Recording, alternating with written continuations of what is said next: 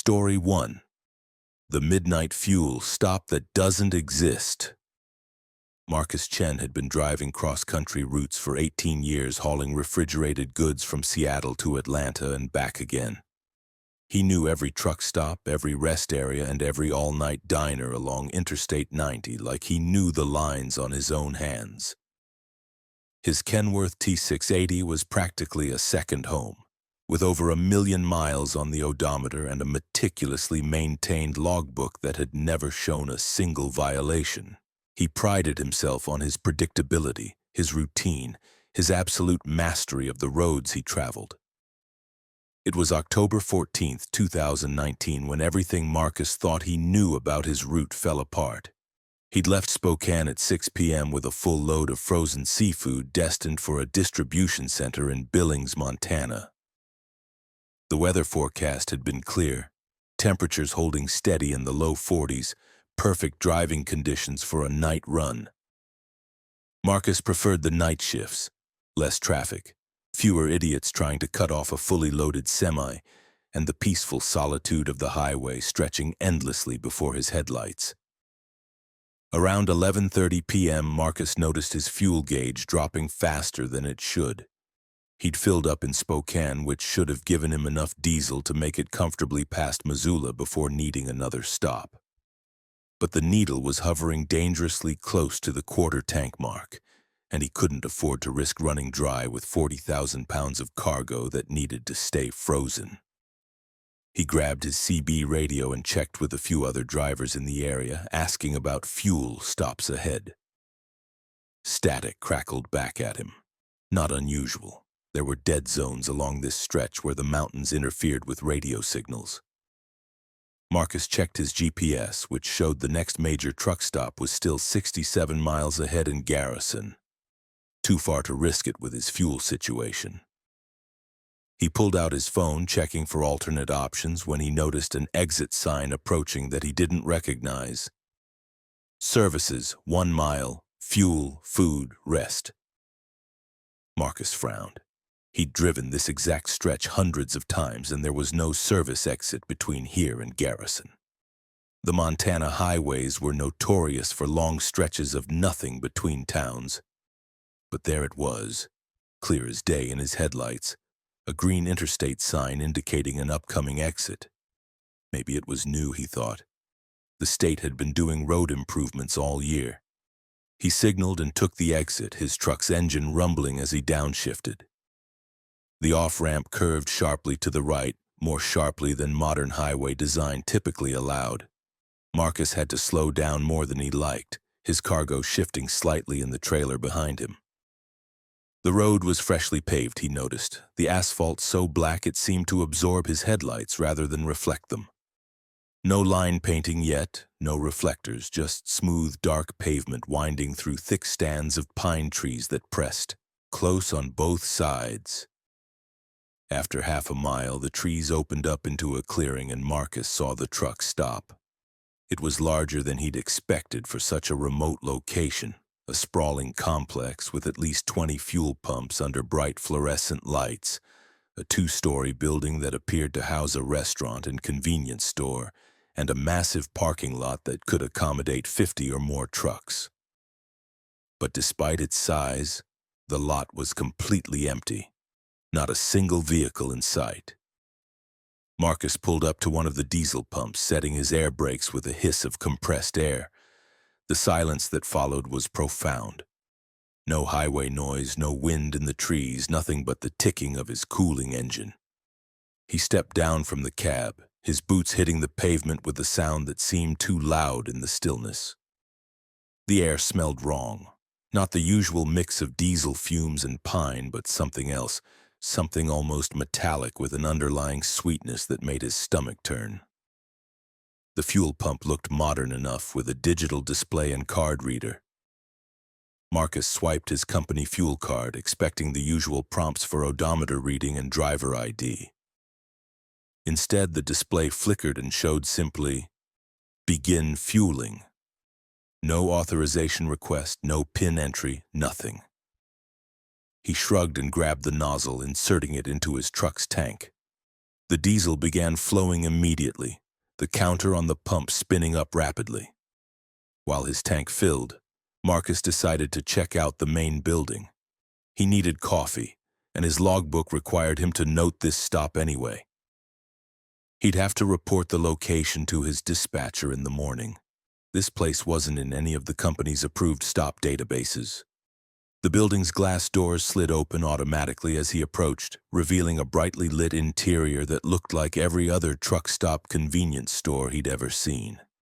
Aisles of snacks, coolers full of drinks, a coffee station, a small restaurant area with booths and a counter. But there was no one there. No cashier behind the counter, no cook in the restaurant kitchen, no other drivers grabbing late-night snacks.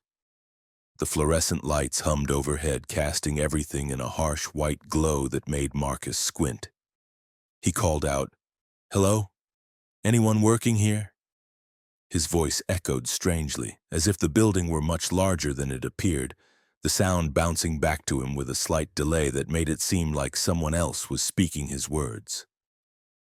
Marcus walked to the coffee station and poured himself a cup from a fresh pot. The coffee was hot, steam rising in lazy spirals. Someone had to be here, he reasoned. Fresh coffee didn't make itself. He checked the restaurant area more thoroughly, pushing through the swinging door into the kitchen. Industrial stoves, a large griddle, all the equipment you'd expect. Everything was clean, spotless even, but showed no signs of recent use. No food prepped, no dishes in, the sink, no grease stains on the cooking surfaces. A door at the back of the kitchen caught his attention. It was marked, "Office Authorized Personnel Only," in faded letters. Marcus tried the handle and found it unlocked. Inside was a small office with a desk, filing cabinet, and a wall covered in paperwork. Schedules, delivery receipts, the usual administrative clutter. But as Marcus looked closer, something made his blood run cold. Every single document was dated October 14th, 2019, today's date. But the handwriting on the schedules showed entries for morning shift, 6 a.m. to 2 p.m., and evening shift, 2 p.m. to 10 p.m. According to these schedules, the facility should have closed an hour and a half ago.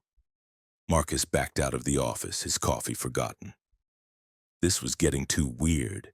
He'd finish fueling and get back on the highway. Maybe this place was some kind of automated facility, a trial run for unstaffed truck stops. Technology was getting stranger every year. He headed back outside, and that's when he noticed his truck. The fuel pump display showed he'd taken on 387 gallons, but his truck's tank capacity was only 300 gallons, and he'd started with at least 75 gallons remaining. The math was impossible. Marcus approached the pump slowly, watching the numbers continue to climb. 388 gallons, 389, 390. He yanked the nozzle from his tank, but the counter kept spinning. 391 gallons, 392 gallons. He looked at his fuel tank's gauge through the truck's window.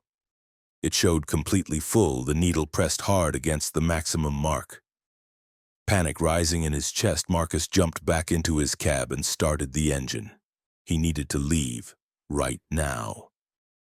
He threw the truck into gear and pulled away from the pump, not bothering to get a receipt, not caring about the fuel he'd apparently taken. The truck stop's exit led back to what should have been the on-ramp to the interstate. But as Marcus followed the road, he realized it was taking him in a loop, curving back around toward the truck stop entrance.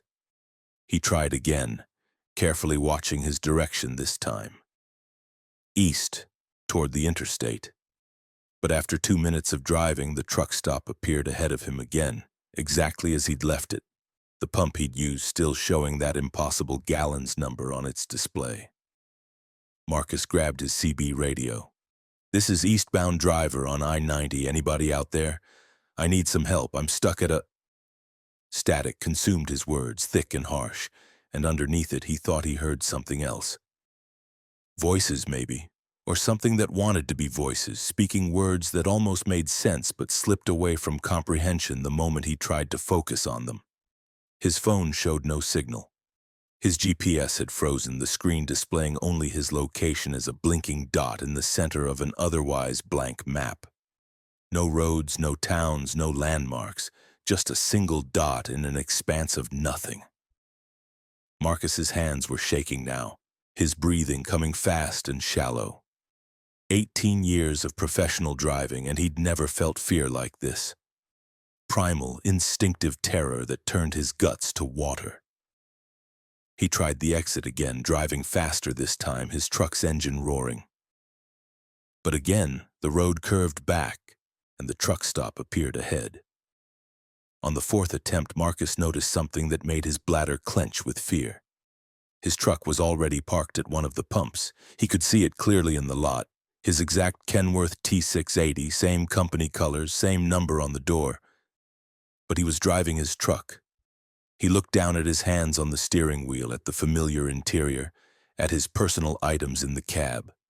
A photo of his daughter, his thermos, his logbook. This was his truck. So what was parked at the fuel pumps? Marcus stopped his truck in the middle of the road, staring at the impossible duplicate. As he watched, the driver's door of the parked truck opened and someone climbed down.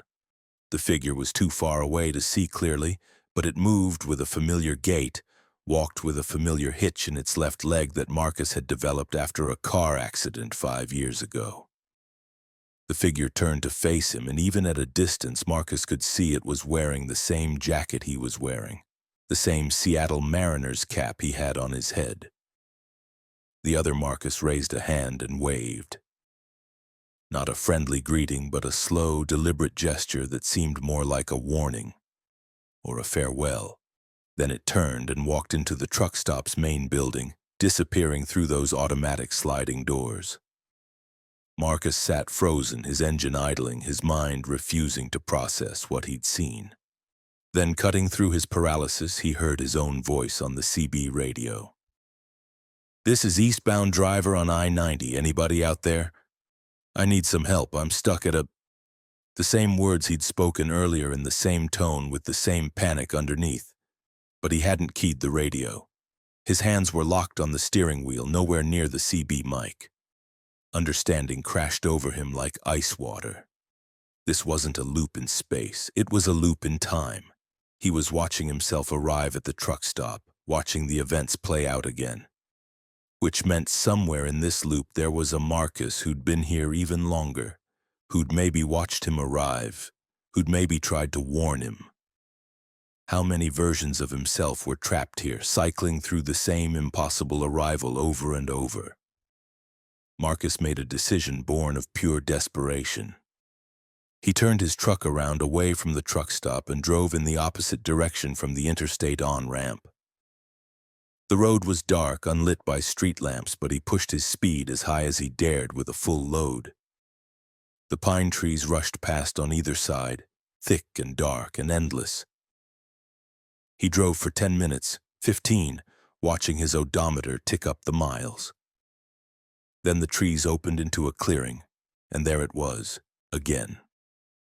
The truck stop, exactly the same, except now there were 2 trucks parked at the fuel pumps. Marcus tried every direction, every variation. He drove fast and slow with his lights on and off, counting out loud to keep himself anchored to reality. Nothing worked. Every road led back to the truck stop, and each time he arrived, there was one more version of his truck parked in the lot. On his 8th arrival, there were 7 trucks, all identical, all empty. The impossibility of it should have broken his mind, but fear kept him sharp, kept him searching for a way out. On the 9th loop, something changed. As Marcus pulled into the lot, now containing 8 parked trucks, he saw a figure standing near the entrance to the main building. Not one of the other versions of himself, but an old man in worn coveralls, weathered face deeply lined, white hair wild around his head. The man beckoned to Marcus, his gesture urgent. Marcus approached cautiously, climbing down from his truck with his tire iron gripped tightly in one hand. The old man spoke in a voice like gravel grinding. You've got to stop trying to leave, son. That's not how you get out. I've been watching drivers get trapped here for longer than I can remember. The ones who keep trying to leave, they never make it. They just add more trucks to the lot until there's no room left for anything else.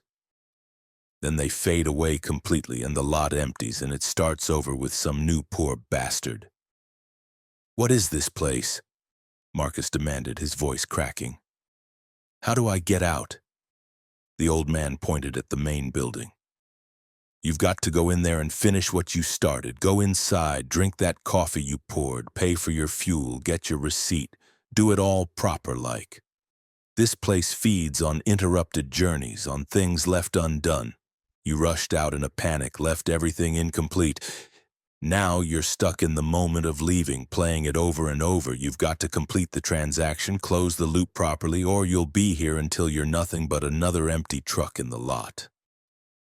Marcus wanted to argue, to demand better explanations, but the old man was already fading, becoming translucent in the harsh fluorescent light.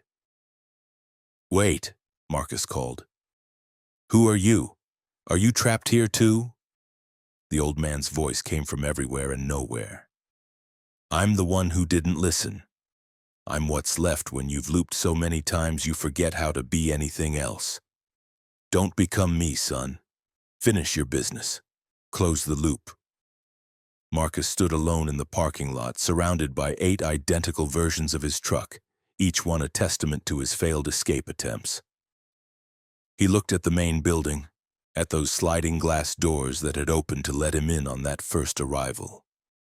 His hands were steady now, his fear transmuted into grim determination. The old man was right. Running hadn't worked. Maybe completion would. He walked into the building, picked up the coffee cup he'd abandoned, and drank it down despite how cold it had become. He selected a candy bar from the shelf, grabbed a bottle of water, and took them to the counter. The cash register sat dark and silent. Marcus waited, counting his heartbeats, and then the register suddenly lit up, its display showing a total. $387.43, the exact price for 387 gallons of diesel at the rate shown on the pump. Marcus pulled out his wallet and laid his company card on the counter. The card reader beside the register activated, prompting him to insert the card. He did, entered his PIN, and waited while the transaction processed. The receipt printer stuttered to life, slowly churning out a paper receipt. Marcus took it, folded it carefully, and placed it in his logbook where he recorded all his fuel stops. The moment the logbook closed, the building's lights flickered. Once, twice, then stabilized.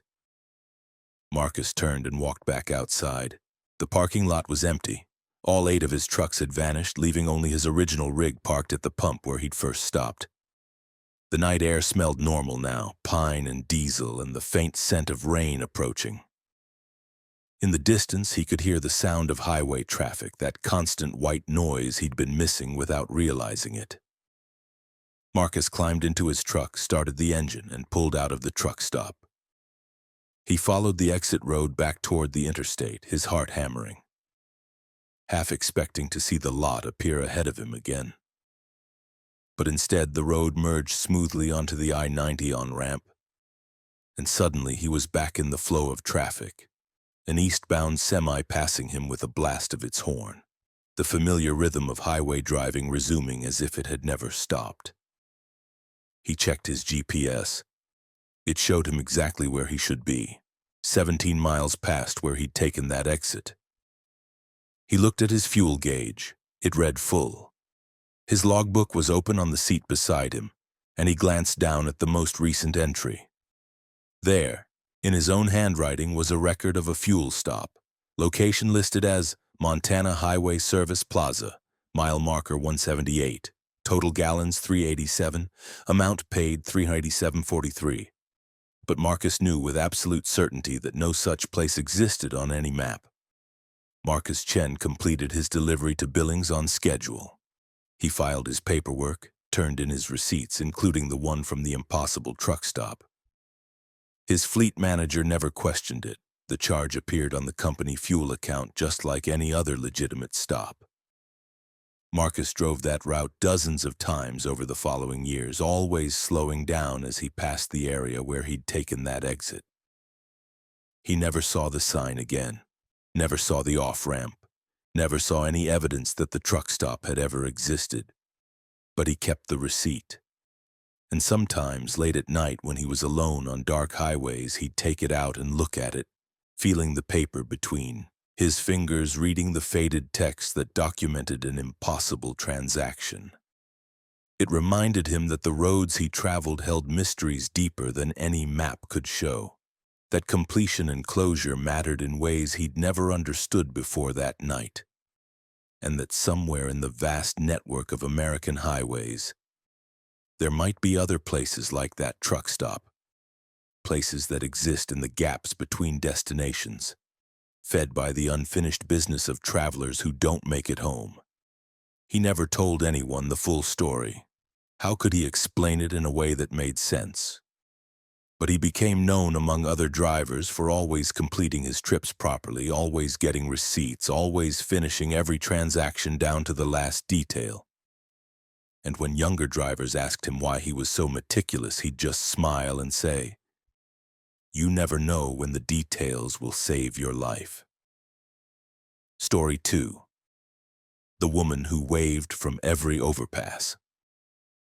Daniel Torres had been driving long-haul routes for 12 years, specializing in the I-35 corridor between Laredo, Texas and Duluth, Minnesota. It was a punishing run. 800 miles of highway through 6 states, crossing landscapes that ranged from the desert scrub of southern Texas to the frozen lakes of northern Minnesota. Daniel had made this trip at least twice a month for his entire career, hauling everything from automotive parts to electronics, whatever needed to move north from the Mexican border. On the night of March 3, 2021, Daniel was heading north through Oklahoma with a load of manufactured goods. He'd left Laredo at 6 a.m. and was making good time, hoping to reach Kansas City before midnight. The weather was clear, temperatures mild for early March, and traffic was light. It was the kind of run where Daniel could let his mind wander, his hands steady on the wheel while his thoughts drifted through memories of his daughter's upcoming quinceañera, his wife's plans to renovate their kitchen, the normal concerns of a man living a normal life.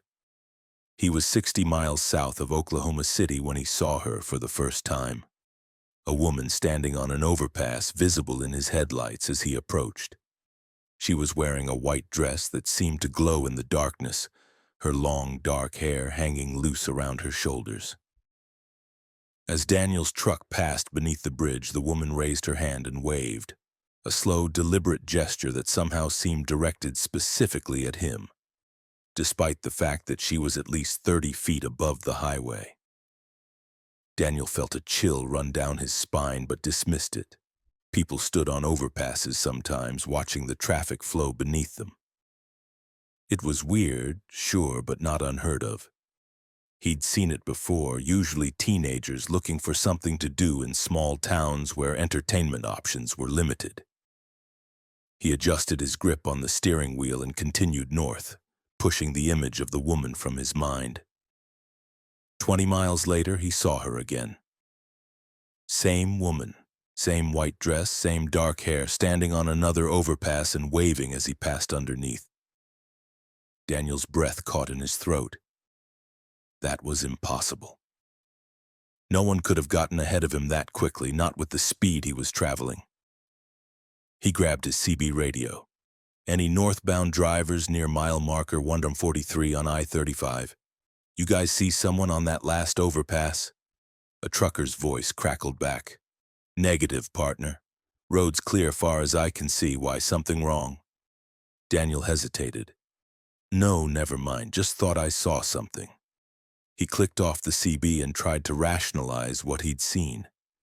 Maybe it was 2 different women wearing similar clothing. Maybe there was some kind of event happening tonight, something that would explain multiple people dressed the same way standing on overpasses. It was a stretch, but it made more sense than the alternative. But 10 miles later, she was there again. Same woman, same white dress, same deliberate wave. This time, Daniel slowed his truck, staring up at the overpass as he passed beneath it. The woman's face was in shadow, but he could see her clearly, impossibly clearly, given the distance and the darkness. She was young, maybe 30, with an expression on her face that he couldn't quite read. Not threatening, not friendly, just present. Watching, waving. Daniel's hands were shaking now. He pulled out his phone and called his dispatcher, praying for a signal. The call connected and he blurted out, "Martin, I need you to check something for me. Pull up the traffic cameras for I-35 north of Oklahoma City. Mile markers 143, 153, and 163. Tell me if you see anyone on the overpasses." His dispatcher's confused voice came back. "Daniel, what's going on? Are you okay? Just check, please. I need to know if you can see what I'm seeing." Daniel was approaching another overpass now. His eyes locked on it, dreading what he knew he would find.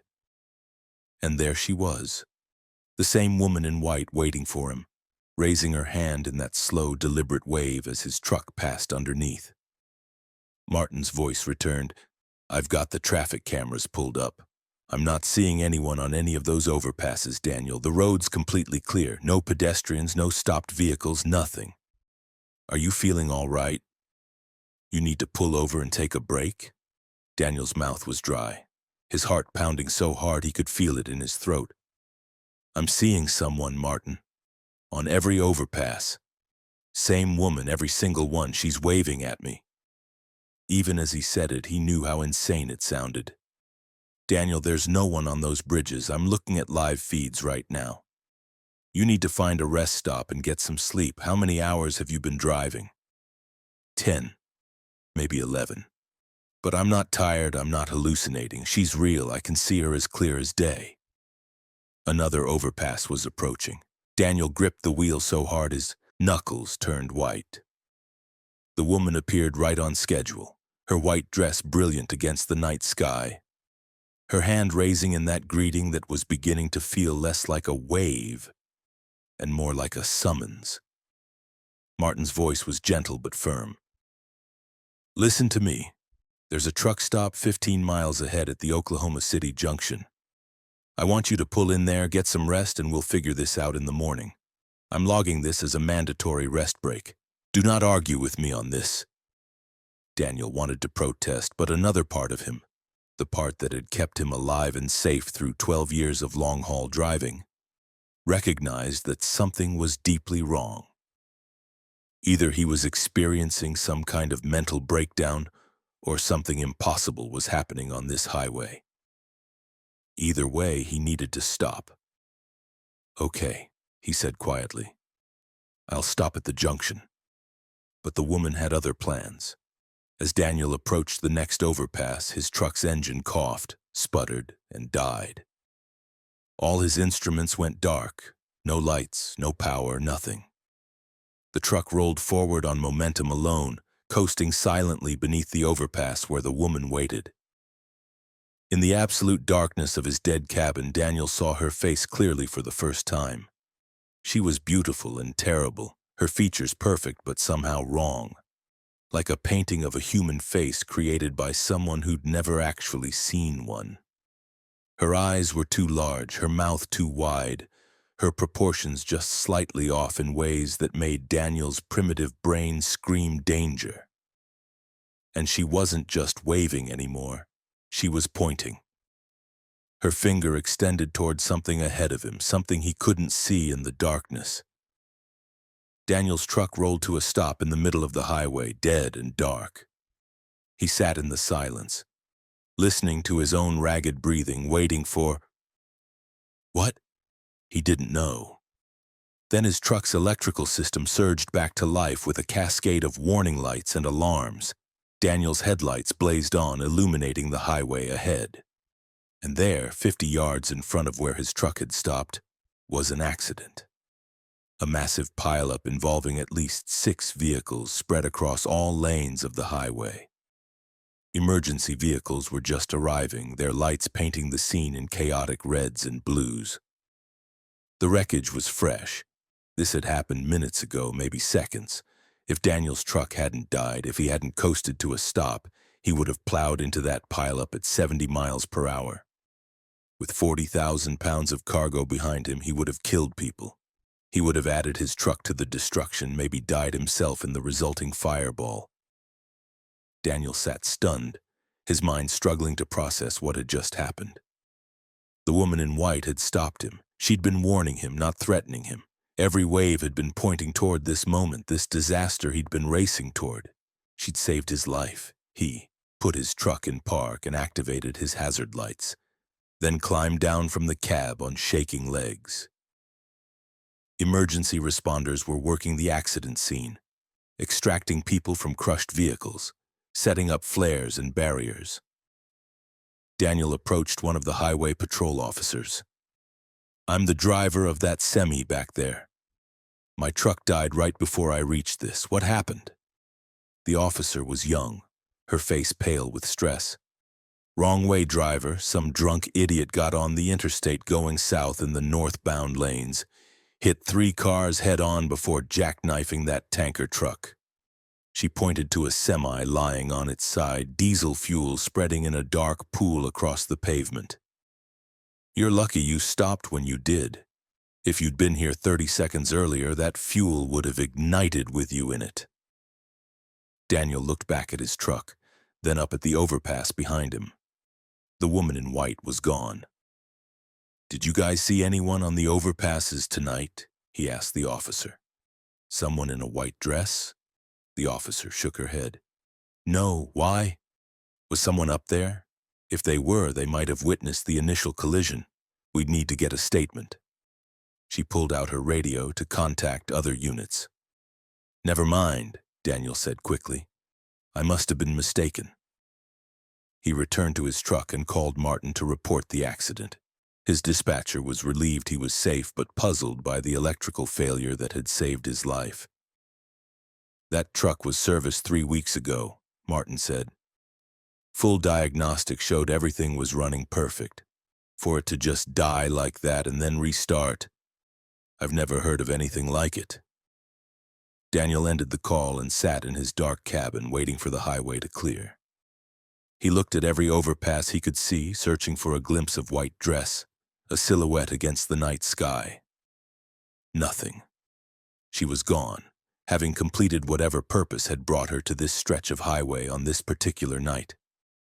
The road reopened around 2 a.m. Daniel continued north, his nerves stretched tight, half expecting to see the woman on every overpass. But she never appeared again that night. He completed his delivery to Kansas City and filed his incident report, carefully editing out any mention of mysterious women in white. The truck's electrical system was inspected and found to be in perfect working order. No explanation was ever found for its temporary failure. But Daniel's experience didn't end that night. 2 weeks later, running the same route north through Oklahoma, he saw her again.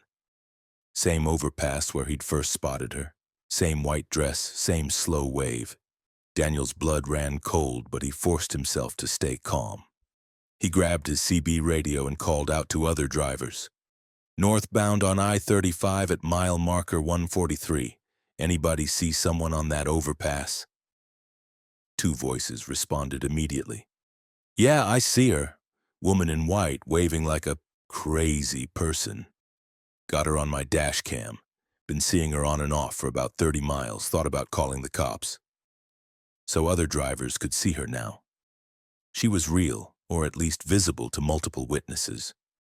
Daniel felt a mixture of relief and terror.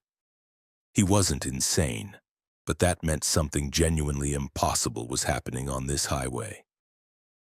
He continued north, watching as the woman appeared on overpass after overpass, and other truckers confirmed they saw her too.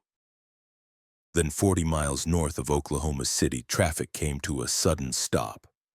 Daniel got on the CB to find out what was happening. "Accident ahead," a driver reported. "Looks like a car fire, nobody hurt, but the road's completely blocked. We're gonna be sitting here for a while." Daniel's scalp prickled. Another accident just like before. He'd been making excellent time until the woman started appearing. Now he was stopped, well behind whatever danger had manifested ahead. He climbed out of his truck and walked forward through the line of stopped vehicles until he could see the accident scene. A sedan had caught fire and swerved across all lanes before the driver managed to get out safely. The car was completely engulfed in flames, toxic black smoke billowing into the night sky. A police officer was directing traffic and Daniel approached him. "Officer, was anyone hurt?" "No, thank God." Driver said his engine just suddenly caught fire while he was moving. Got out in time, but another 30 seconds and he'd have been trapped. The officer pointed at the burning wreckage. "Weirdest thing is, we had 3 separate calls about a woman on the overpasses waving at drivers. Multiple people saw her. We sent units to check, but there was nobody there. Now this happens right where all those sightings were leading." Daniel felt the pieces clicking together in his mind. The woman appeared to warn drivers. She manifested on overpasses leading up to danger. Her waves and pointing directing attention to hazards ahead. She'd stopped his truck to prevent him from hitting that pileup. Now she'd slowed him down again, keeping him back from this car fire that could have been much worse if a 70-mile-per-hour semi had plowed into it. Over the following months, Daniel made dozens more runs along I-35. He saw the woman in white 7 more times, always during night runs, always appearing on multiple overpasses in sequence. And every single time there was an accident ahead, sometimes minor, sometimes catastrophic, but always something that could have been worse if drivers hadn't been warned, hadn't been made to slow down and pay attention by the impossible sight of a woman in white waving from bridges where no human should be. Other truckers started talking about her on the CB radio. She became a legend among drivers who ran the I-35 corridor, the woman in white, the highway angel, the ghost of the overpasses. Some drivers claimed they'd researched the highway's history and found records of a woman named Sarah Millbrook who died in 1985 when her car went off an overpass near Oklahoma City. They said she'd become a guardian spirit warning drivers of danger. Others dismissed it as mass hallucination, tricks of light and shadow that tired minds interpreted as human forms. Daniel didn't know what to believe. He'd felt certain he was losing his mind that first night, but the evidence was undeniable. The woman appeared. Accidents happened ahead. She disappeared. The pattern was too consistent to be coincidence, too real to be hallucination. She had saved his life and probably dozens of other lives in the months since that first sighting. On Daniel's final run before his retirement in December 2023, he saw her one last time.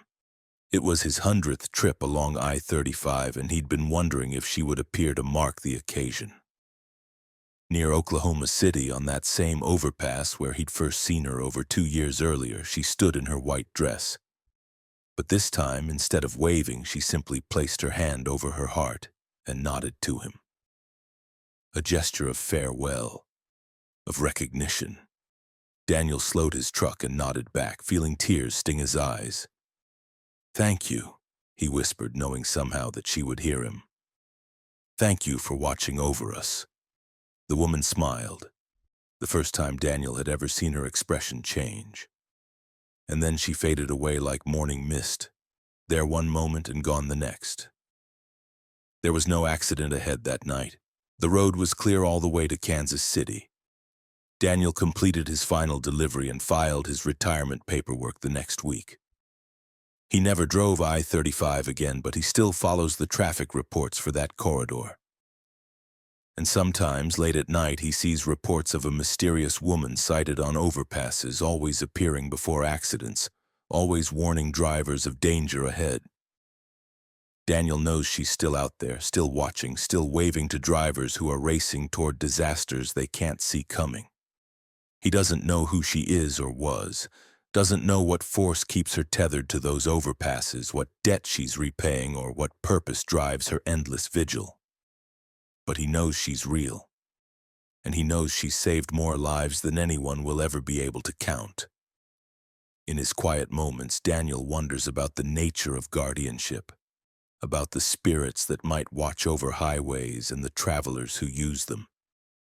He wonders if every road has its guardian, its watchful presence that intervenes in ways subtle and overt to prevent tragedy. He wonders if the woman in white is unique, or if she's just one of thousands of similar entities that exist in the margins between the living world and whatever lies beyond. But mostly he just remembers her smile on that final night, the warmth in that gesture of farewell, and he feels grateful. The highways are dangerous places, and the dangers aren't always visible until it's too late. Sometimes you need a warning from someone who can see further than headlights can reach, who knows what's coming before it arrives, who cares enough to stand on cold bridges night after night, waving to strangers trying to save lives she'll never be thanked for saving. Daniel Torres is retired now, safe at home with his family, no longer running the long, dark highways. But somewhere on I-35, on overpasses between Laredo and Duluth, a woman in white still stands and waves, still watches, still warns. And drivers still see her, still wonder what she is, still slow down and pay attention when she appears. Most of them never know how many disasters she prevents, how many lives she touches, how many families stay whole because she was there to point out danger in the darkness. Some mysteries don't need to be solved. Some ghosts don't need to be exorcised. Some guardians should be allowed to continue their watch undisturbed and unquestioned, doing the work that needs to be done in the spaces between what we understand and what we fear. The woman in white is one of those mysteries, and Daniel is content to let her remain that way. Real, impossible, and forever watching over the highway that claimed her life so many years ago. Story 3. The Convoy That Wasn't There. Robert Big Rob. Patterson had spent 16 years hauling freight across the American Southwest, primarily running routes between Phoenix and Denver.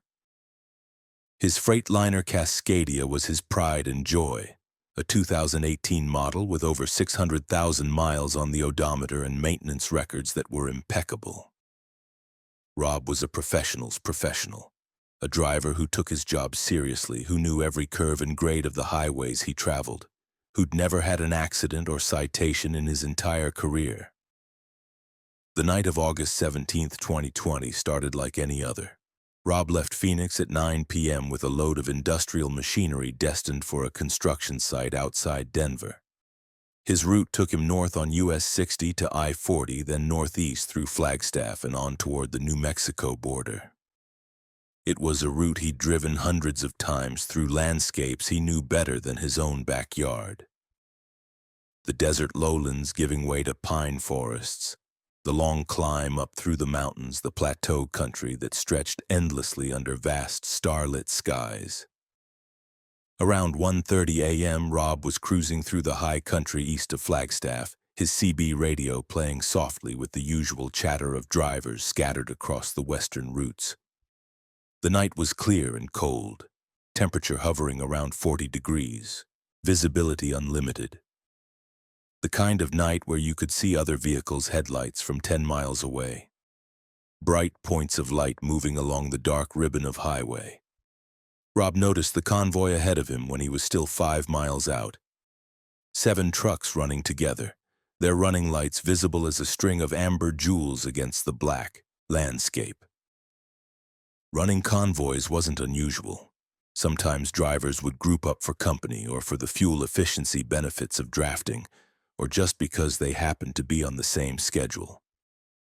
Rob had run in plenty of convoys himself over the years. But as he got closer, Rob noticed something odd. The trucks were running in perfect formation, exactly the same spacing between each vehicle, holding precisely the same speed, their lights synchronized in a way that seemed too precise to be accidental. Rob keyed his CB mic. "This is Big Rob eastbound on I-40 at mile marker 233. Got a convoy ahead of me there. You guys running together or just traveling the same direction? Silence answered him. Rob frowned and tried again. Convoy ahead on I-40, you guys got your ears on? Nothing but static. Well, maybe their radios were off or they were running on a different channel. Rob checked his radar detector and speed. He was doing 72 in a 70 zone, just slightly over to keep pace with traffic. The convoy ahead was doing the same speed, maintaining that perfect formation. Rob settled in to follow them, expecting they'd eventually break apart as trucks took different exits or made fuel stops. But mile after mile, they stayed together. Through Winona, through Flagstaff's eastern outskirts, past the exits for smaller highways leading north toward the Grand Canyon. 7 trucks running in formation, never breaking, never varying their spacing. After 30 miles, Rob's curiosity turned to unease.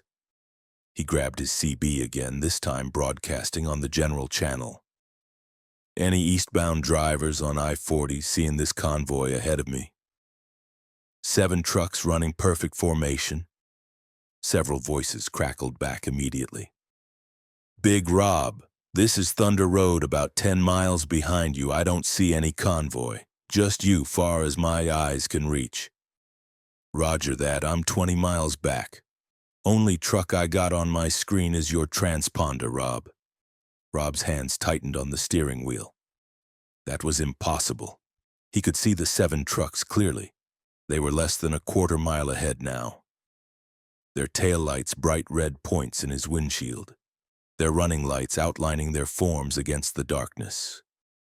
You guys are telling me you can't see 7 trucks directly ahead of me? They're right there, clear as day. Negative, Big Rob. You're showing as the only eastbound truck between Flagstaff and the New Mexico line. You feeling okay, buddy? Maybe pull over and take a break? Rob's mouth was dry. This wasn't like the stories he'd heard around truck stops, tales of ghost cars and phantom hitchhikers that he'd always dismissed as entertainment for bored drivers. This was happening right now, right in front of him, undeniable and impossible. I'm looking at them right now, he said, his voice tight.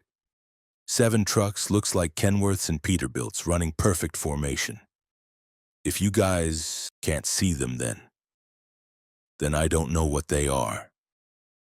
Rob considered passing the convoy, but something deep in his gut warned against it. Instead, he maintained his distance, watching them carefully. The trucks never wavered, never changed speed, never broke formation. They drove like they were connected by invisible rigid bars, moving as a single unit rather than 7 independent vehicles. Then Rob noticed something that made his blood run cold. The convoy was approaching the turnoff for Highway 77, a smaller road that headed north into the Navajo Nation. As the exit ramp appeared, all 7 trucks simultaneously activated their turn signals, perfectly synchronized, all flashing at exactly the same moment. Without slowing, without breaking formation, they took the exit in unison, their movements so coordinated it was like watching a military parade ground drill.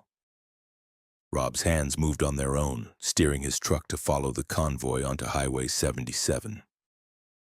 Some rational part of his mind screamed that this was a terrible idea, that he should stay on I-40, that he should call the police or his dispatcher or someone. But a deeper instinct had taken control, the kind of instinct that had kept his ancestors alive on dark nights when predators prowled.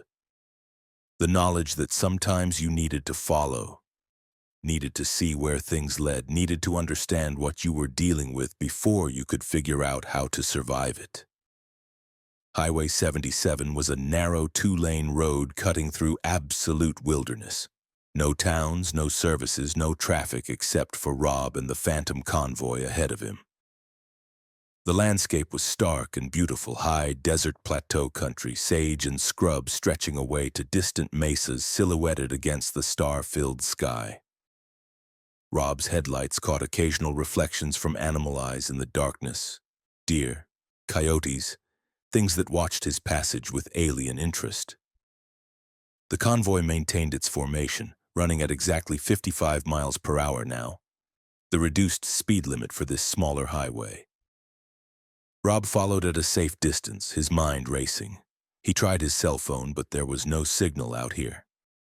His GPS showed his location accurately, Highway 77 heading north toward Holbrook. But it showed no other vehicles on the road. According to his navigation system, he was completely alone.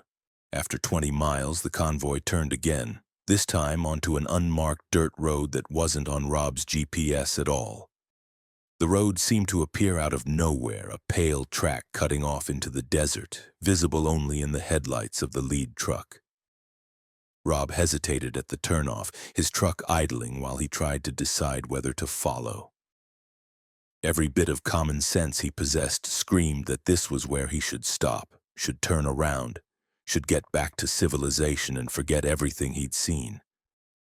But he couldn't. Something was pulling him forward, some compulsion he couldn't name or resist. Rob turned onto the dirt road and continued following the convoy into the darkness. The road was rough but passable, hard-packed dirt and gravel that his truck could handle. The phantom convoy ahead showed no signs of difficulty navigating the terrain, their lights bobbing slightly with the road's irregularities but maintaining formation. They drove for 30 minutes down that nameless dirt road, deeper and deeper into the wilderness. Rob saw no signs of human habitation, no fence posts or power lines, no indication that anyone had ever been here before. The landscape was ancient and empty, untouched by the modern world, existing in some space outside of time where the 21st century had never arrived. Then the convoy stopped. All 7 trucks came to a halt simultaneously, their brake lights flaring bright red, then fading to running lights. Rob stopped his truck 50 yards behind them and sat in his cab, staring, waiting for something to happen. His heart was pounding, his breath coming in short gasps. He felt like he'd driven off the edge of the mapped world into something stranger and older than he had words to describe. For a long minute, nothing happened. Then, one by one, the truck's lights began to shut off, not like drivers turning off their vehicles, but fading gradually, dimming from bright to dim to nothing, as if the trucks themselves were dissolving into the darkness. Rob watched in horrified fascination as the convoy disappeared vehicle by vehicle until only one truck remained visible. The lead truck, its lights still burning, alone in the middle of the desert. Rob's CB radio crackled to life. A voice spoke, male, calm, with an accent Rob couldn't place. "Robert Patterson, you've followed far enough. It's time you understood what you're seeing." The voice was clear despite the static, each word precisely enunciated. "We are the lost convoy. We've been driving these roads since before roads had names, since before maps showed this territory, since before your nation claimed this land. We drive because it's what we do. We haul cargo that can't be measured, deliver to destinations that don't appear in any atlas. And we drive alone, unseen, unrecorded, because that's how it has to be." Rob grabbed his mic with shaking hands. "What are you? Why did you lead me out here?" "We didn't lead you, you followed. You saw us when you shouldn't have been able to see us. That happens sometimes. A living driver's frequency aligns with ours for a little while, and they glimpse what's usually invisible. Most drivers look away, dismiss what they saw as tiredness or tricks of light. But you followed. You wanted to understand, so we're giving you that understanding." "I don't understand anything," Rob said, his voice cracking. "Are you ghosts? Are you people? What's happening to me?" The voice was patient, almost kind. "We're drivers just like you. We loved the road so much that, when our bodies failed, when our time in the world of the living ended, we chose to keep driving. We exist in the spaces between, not fully ghost, not fully alive, just continuing. The highways are our afterlife, our eternity, and we're not alone. There are thousands of us, maybe tens of thousands, running routes that crisscross your world in patterns you can't see." The remaining truck's lights began to fade now, and Rob could see something materializing beside it. A figure, human-shaped but indistinct, like a person made of fog and moonlight. The figure raised a hand, not quite waving, just acknowledging Rob's presence. "You've been a good driver, Robert Patterson. 16 years without an accident, without a citation, without ever taking a load you shouldn't take or driving hours you shouldn't drive. You've honored the road and the profession. That's why we let you see us. That's why we brought you here." "What do you want from me?" Rob whispered. "Nothing. We just wanted you to know we're here. When you're out on the long hauls, when the night is dark and the road is empty, you're not alone. We're out here too, running our routes, hauling our loads. Sometimes the living and the dead drive the same highways, and the only difference is who can see whom. Remember that when the loneliness gets bad. Remember that the road is never truly empty." The figure faded, and the last truck's lights went out completely. Rob sat in absolute darkness. He'd shut off his own lights without realizing it, drawn into the strange communion with the lost convoy. Now there was only blackness and silence, broken by his truck's idling engine and the sound of his own harsh breathing. Rob turned his headlights back on. The road ahead was empty. No tire tracks, no disturbed dust, no evidence that 7 trucks had ever been there. Rob turned his rig around, a difficult maneuver on the narrow dirt road, and drove back the way he'd come. The drive seemed shorter on the return, and within 20 minutes he was back on Highway 77, then back on I-40, rejoining the world of the living and the normal. He continued to Denver, made his delivery, filed his paperwork. He told no one what he'd experienced. Who would believe him? But from that night on, Rob drove differently. He paid more attention to the highways at night, watching for patterns in the traffic that seemed too regular, formations that seemed too precise. And he saw them. Not every night, not even every week, but often enough. Ghost convoys running parallel to the living world, carrying their impossible cargo to destinations beyond mapping. Other drivers never saw them. Rob checked, carefully asking on the CB when he spotted a phantom formation, and the answer was always the same. "No convoy, buddy, just you." But Rob knew better now. He knew the highways were crowded with more than the living. He knew that the trucks that had served drivers faithfully in life might carry those drivers in death, bound to the roads they'd loved, continuing their routes eternally. Rob retired in 2022, his 16 years of perfect service capping a career he was proud of. But sometimes, on sleepless nights, he drives out to the highways he used to run and parks on the shoulder, watching the traffic flow past. And sometimes, not often, but sometimes, he sees them. The lost convoy running in perfect formation, their lights dim to a ghostly glow, hauling loads that defy understanding to places that don't exist on any map. He waves to them when he sees them, a gesture of respect from one driver to another, from the living to the dead, from the present to the past that never quite ended. And sometimes in the movement of those phantom trucks, in the slight adjustment of a side mirror or the brief flare of running lights, he thinks they wave back. A community of drivers spanning the boundary between life and death, united by their love of the road, by their commitment to the haul, by the knowledge that some journeys don't end when the body fails. The highways remember their drivers. The roads hold on to the spirits of those who serve them well.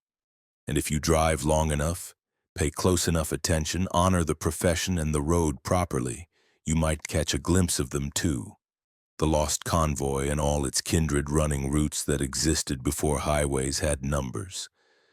Carrying cargo that predates the modern world, driving eternally through the spaces between what is and what was. Rob doesn't fear them. He never did, even that first night when terror had gripped his heart. Because they're not malevolent, not dangerous, just dedicated, committed to their work beyond all reason, beyond even death itself. And in a world that often seems empty and cold, where human connection is rare and loneliness is the constant companion of the long-haul driver. There's something deeply comforting in knowing that the road is never truly empty, that fellow drivers are always out there running their routes, hauling their loads, continuing the work they loved so much they couldn't leave it behind, even when life demanded they do so. Story 4. The radio station that broadcasts from nowhere. Jennifer Caldwell had been driving coast-to-coast routes for 14 years, specializing in expedited freight that required fast delivery times and maximum reliability. Her 2019 Volvo VNL was equipped with the latest technology, advanced GPS, collision avoidance systems, satellite communication, and a premium sound system that kept her sane during the long hours on the road.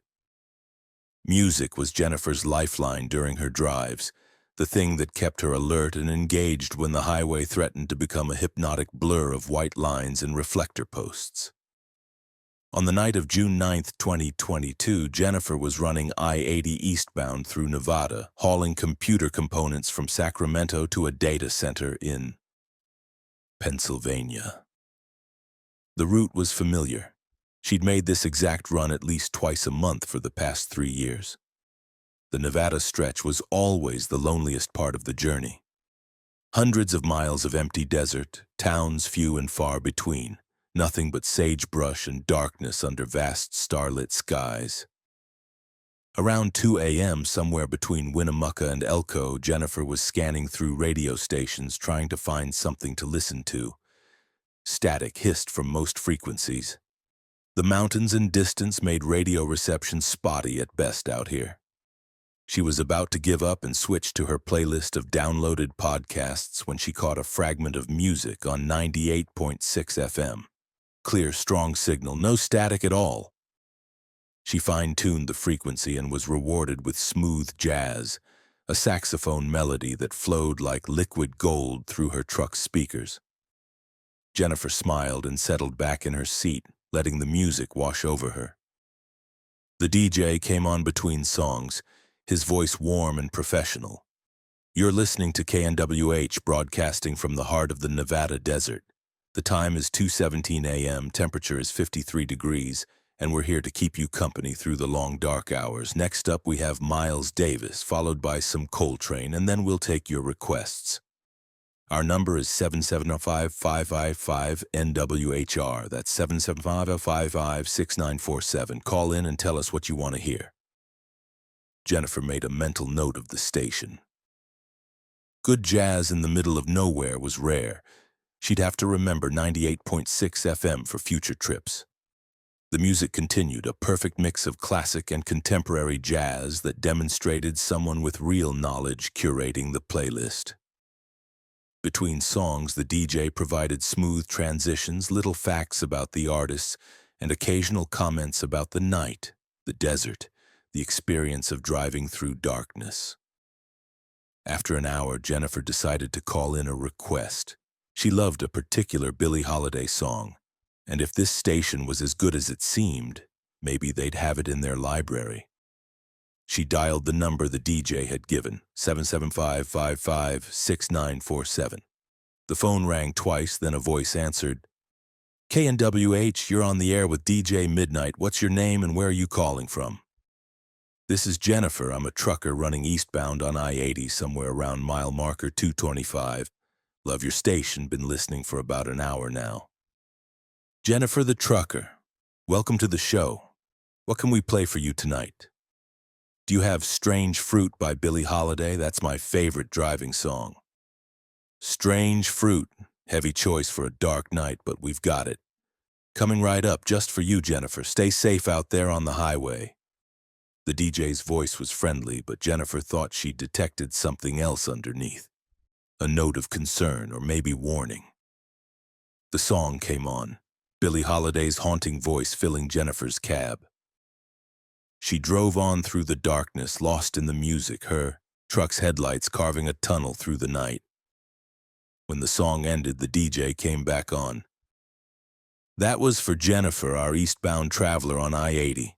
Jennifer, if you're still listening, I want you to be extra careful over the next 20 miles. There's something on the road tonight. I can't say what exactly, but my instruments are showing anomalies.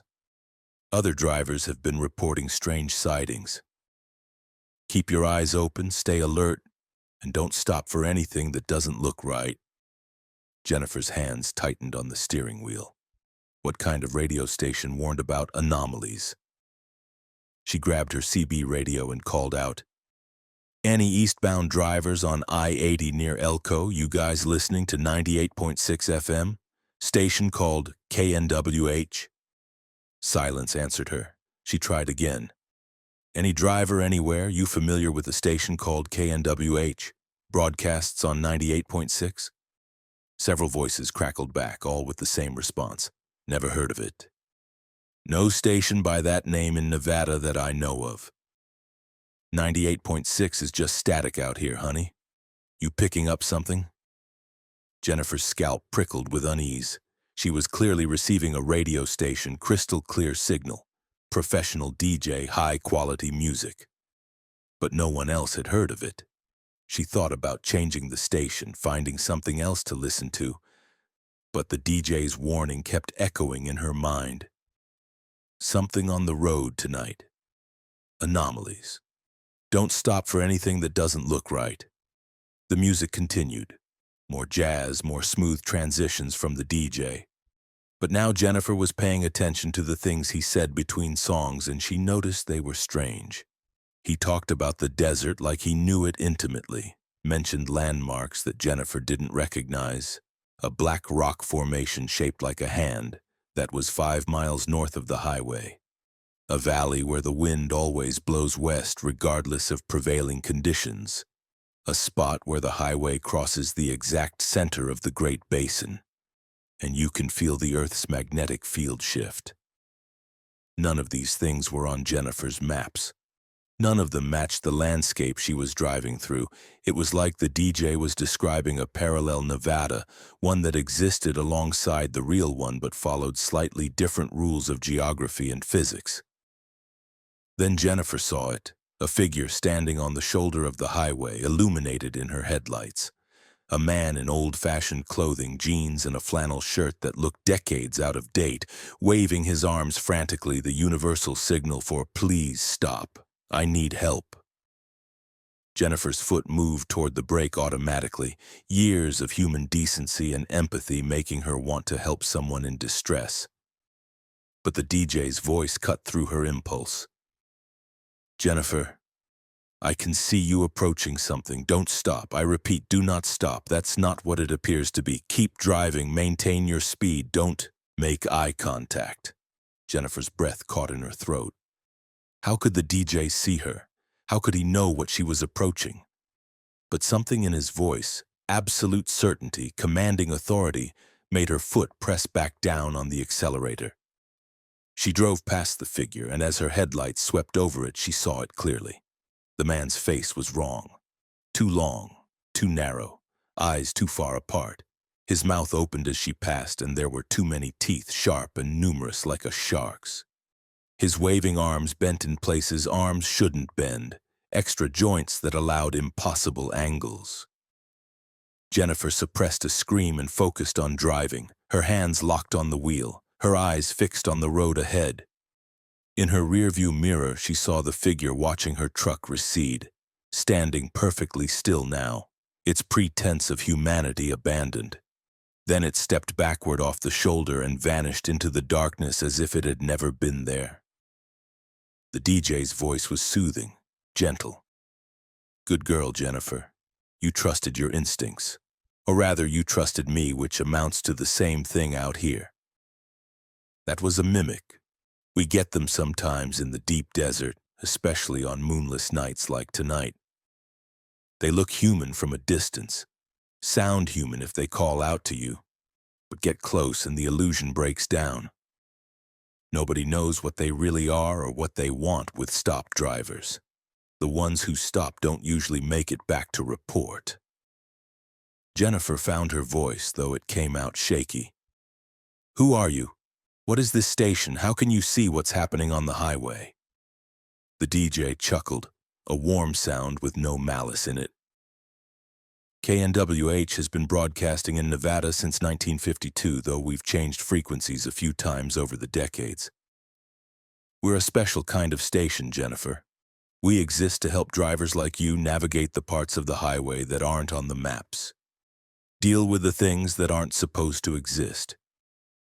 Think of us as a public service for travelers who accidentally slip into the spaces between the normal and the impossible.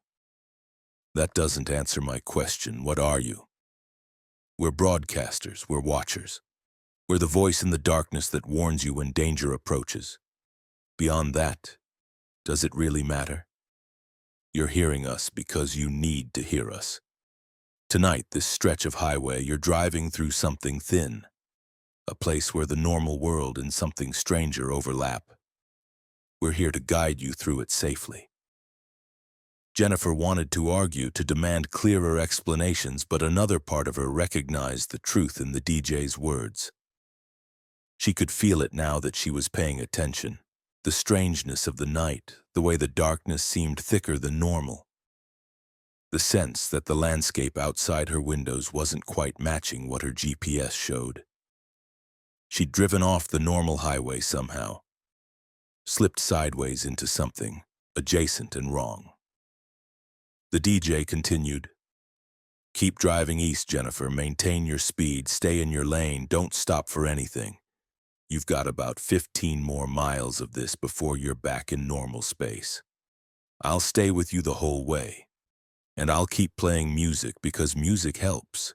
It reminds us that we're human, that we're part of the living world, and that gives us strength against things that exist outside that world." More jazz played. Coltrane, Davis, Parker, Fitzgerald. The music was a lifeline, something beautiful and human and real in the midst of impossibility. Jennifer drove on, and the highway revealed more of its strangeness. She saw things moving in the darkness beyond her headlights, shapes that were too large to be animals. Geometries that hurt to look at directly. Lights that flickered in colors that didn't exist in the normal spectrum. Once she saw another truck approaching from the opposite direction. It looked normal at first, but as it got closer, Jennifer realized it was moving backward. Driving in reverse at highway speed, its trailer leading, its cab following. The other truck flashed its lights at her as it passed, and in that moment of illumination, Jennifer saw that the driver's seat was empty. No one was steering. The truck was driving itself, following some route only it understood. "Don't let it shake you," the DJ said softly. "You're seeing the desert's true face right now. All the things that are usually hidden. The backwards truck has been running this road for 30 years, ever since its driver died in a crash. It follows its route in reverse, trying to get back to where the accident happened. Trying to prevent it somehow. It can't, of course, but it keeps trying. The highway has room for all kinds of travelers, Jennifer, living and dead, forward and backward, possible and impossible." Jennifer laughed, a sound dangerously close to hysteria. "Is any of this real? Or am I having some kind of breakdown? It's real. More real than you probably want it to be, but you're handling it well. Better than most. Some drivers panic when they slip into the thin places, and panic out here can be fatal. You've stayed calm, kept driving, trusted the guidance you've been given. That's why you're going to make it through this safely." The miles ticked by slowly. Jennifer saw more impossible things. A gas station that consisted of only pumps with no building, ancient vehicles from decades past driving alongside modern cars. A section of highway where the asphalt itself seemed to ripple like water. But she kept driving, kept listening to the jazz on 98.6 FM, kept hearing the DJ's reassuring voice guiding her through the darkness. Finally, after what felt like hours but was probably only 20 minutes, Jennifer felt something shift. The air pressure changed, her ears popped like she'd changed altitude, and suddenly the world outside her windows snapped back into focus. Normal desert, normal highway, normal darkness. Her GPS, which had been flickering and glitching, stabilized and showed her exactly where she should be on I-80 just west of Elko. "And there you go," the DJ said, satisfaction in his voice. "You're back in normal space, Jennifer. The thin place has released you.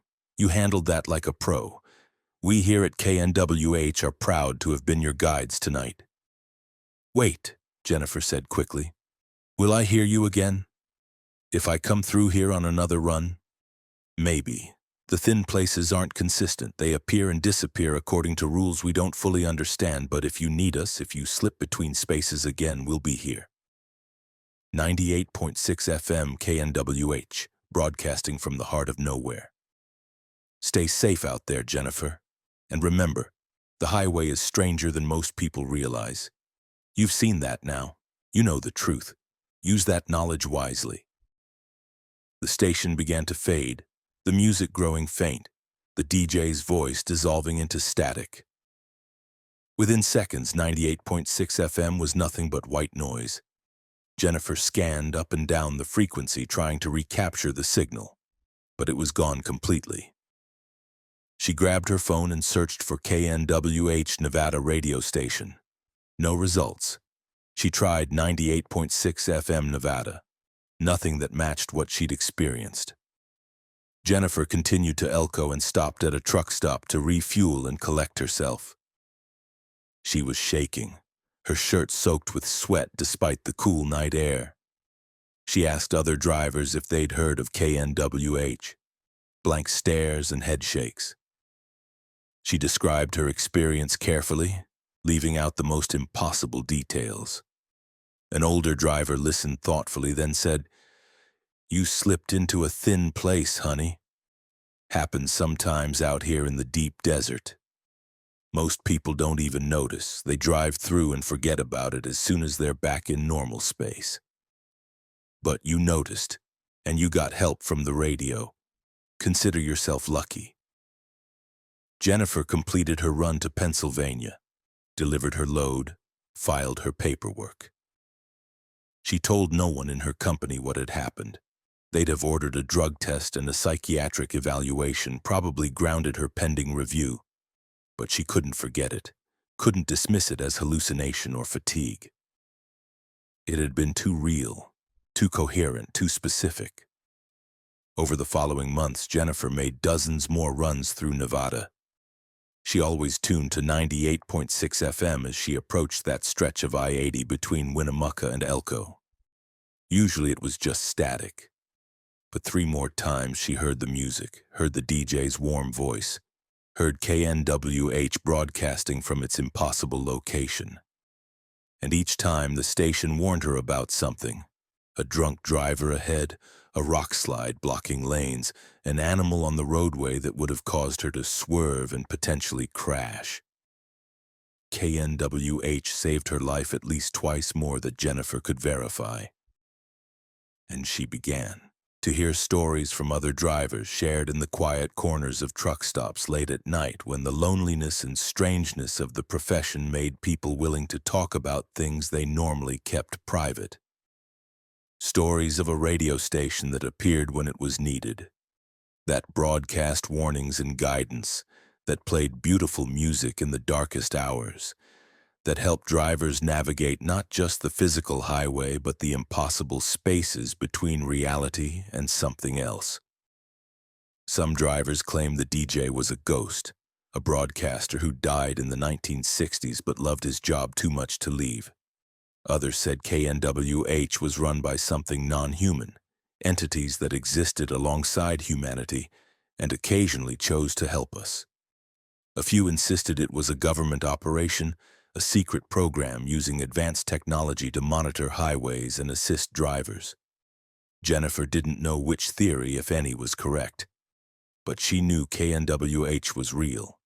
Knew it had saved her, knew she'd seen things on that dark Nevada highway that proved the world was far stranger than the official map suggested.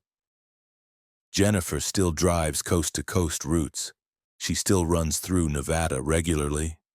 And she always tunes to 98.6 FM as she enters that stretch of highway where normal space grows thin. Sometimes she hears only static, but sometimes when the night is particularly dark and the desert particularly empty, she hears smooth jazz, hears that warm professional voice, hears the DJ Midnight saying, "Welcome back, Jennifer. We're here to keep you company. Let us know if you need anything. Stay safe out there." And Jennifer drives on, comforted by the knowledge that she's not alone, that watchers exist in the darkness, that the impossible can sometimes be friendly, can sometimes reach out to help rather than harm. The highway is stranger than most people know, but it's also more carefully guarded than anyone realizes. And somewhere in the heart of the Nevada desert, on a frequency that shouldn't exist, a radio station broadcasts eternally, guiding drivers through the thin places, warning them of dangers, playing beautiful music to remind them of their humanity, doing the work that someone or something decided needed to be done. Jennifer doesn't understand it. She's not sure she wants to, but she's grateful for it. Grateful for that impossible radio station and its mysterious DJ. Grateful for the guidance and warnings that have kept her safe when the world slipped sideways and revealed its hidden face. And she spreads the word in her own quiet way, telling other drivers about 98.6 FM, about KNWH, about the voice in the darkness that helps if you're willing to listen and trust. Some mysteries exist to be experienced rather than explained. Some impossible things exist to serve purposes we may never fully comprehend. And in the vast network of American highways, in the lonely places where civilization's light grows dim, there are guardians watching, waiting, ready to help travelers who slip between the cracks of normal reality. Jennifer has seen them, heard them, been saved by them, and she'll carry that knowledge with her for the rest of her life, a secret truth about the nature of highways and the things that watch over the people who travel them. The road is never as empty as it appears. The night is never as silent as it seems. And somewhere on the dial, if you're lucky or unlucky enough to need it, you might hear smooth jazz and a warm voice saying, "You're listening to KNWH, broadcasting from the heart of nowhere. We're here to keep you company through the long, dark hours. Stay safe out there." And if you hear that voice, trust it. Follow its guidance. Because KNWH exists to help. And in the thin places where reality fractures, help from mysterious sources is a gift you should never refuse. Story 5. The cargo that arrived before it left. Thomas Brennan had been hauling freight for 19 years, working primarily for a logistics company that specialized in time-sensitive deliveries across the Midwest.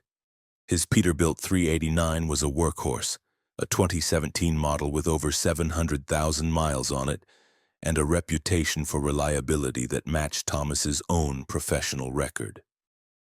Thomas prided himself on never missing a delivery window, never damaging cargo, never failing to complete a run regardless of weather or road conditions.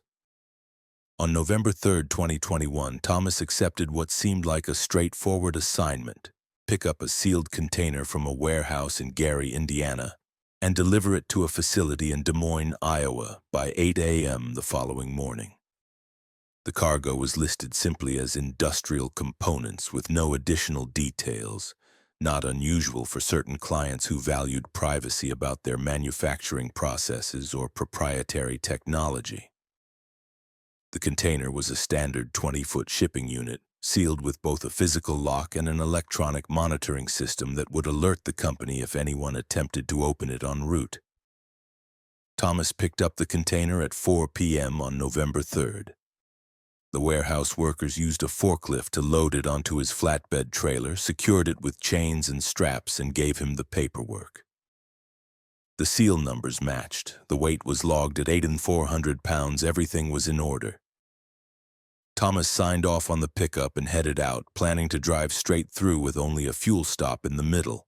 The route was simple: I-80 west from Gary through Illinois and into Iowa, about 350 miles that would take him approximately 6 hours with normal traffic and no complications. The drive started normally enough. Thomas merged onto I-80 and settled into the rhythm of highway driving, his truck's engine purring smoothly, the late afternoon traffic flowing steadily around him. He called his wife to let her know he'd be home by noon the next day, checked his fuel gauge and tire pressures, adjusted his mirrors, did all the small habitual tasks that marked the beginning of a long haul. Around 6 p.m., just after sunset, Thomas noticed something odd. His GPS was showing his location accurately, but the estimated time of arrival kept changing. It would show 10:30 p.m. for a few minutes, then suddenly jump to 9:45 p.m., then back to 10:30, then forward to 9:30. At first, Thomas assumed it was a glitch in the satellite signal or the software recalculating based on changing traffic conditions. But the fluctuations didn't match the flow of traffic. He was maintaining a steady 65 miles per hour, with no slowdowns or accelerations that would justify the ETA jumping around. Thomas tried restarting his GPS unit. The fluctuations continued. He checked his phone's navigation app. The same erratic behavior, ETA bouncing forward and backward, sometimes by 5 minutes, sometimes by 20, with no apparent pattern or logic. Thomas frowned but kept driving. His odometer and his watch were working fine. He knew exactly how far he'd traveled and how long he'd been on the road. The GPS weirdness was annoying but not actually affecting his ability to complete the delivery. Around 8 p.m., Thomas stopped for fuel at a truck stop in Moline, Illinois. He topped off his tanks, used the restroom, grabbed a coffee, and checked his cargo. The container was still properly secured, the seals intact, everything as it should be. He climbed back into his cab and checked his phone out of habit. Text from his wife, an email from his dispatcher confirming the delivery details, nothing unusual. Except there was one email that made no sense. It was from the receiving facility in Des Moines, time-stamped at 7:32 p.m. 30 minutes ago with the subject line, "Delivery received." Thomas opened it confused. The email read, "Container in 4782 GD received at 19:30 HR's all seals intact. Contents verified. Delivery confirmed. Thank you for your prompt service." Thomas stared at his phone screen, his coffee forgotten in his other hand. This was impossible. He was still in Illinois, at least 150 miles from Des Moines. The container was on his trailer. He could see it through his rearview mirror. He hadn't delivered anything. This had to be a mistake, an email sent to the wrong person, someone at the facility screwing up their paperwork. He called his dispatcher. "Martin, I just got a weird email from the Des Moines facility saying they received my delivery, but I'm still 2 hours out. Can you check what's going on?" His dispatcher was silent for a moment, then said, "Hold on, let me pull up the tracking." Another pause, longer this time. Thomas, according to the container's GPS tracker, it arrived at the Des Moines facility at 7:30 p.m. The facility's receiving department logged it in, verified the seals, and moved it into secure storage. It's showing as delivered in our system. "That's impossible. The container is on my trailer. I'm looking at it right now." Thomas set his coffee down and climbed out of his cab, walking around to photograph the container.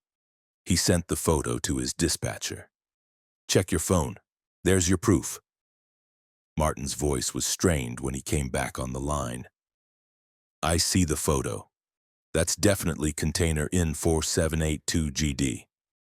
But Thomas, I'm also looking at photos from the Des Moines facility showing the same container in their secure storage area.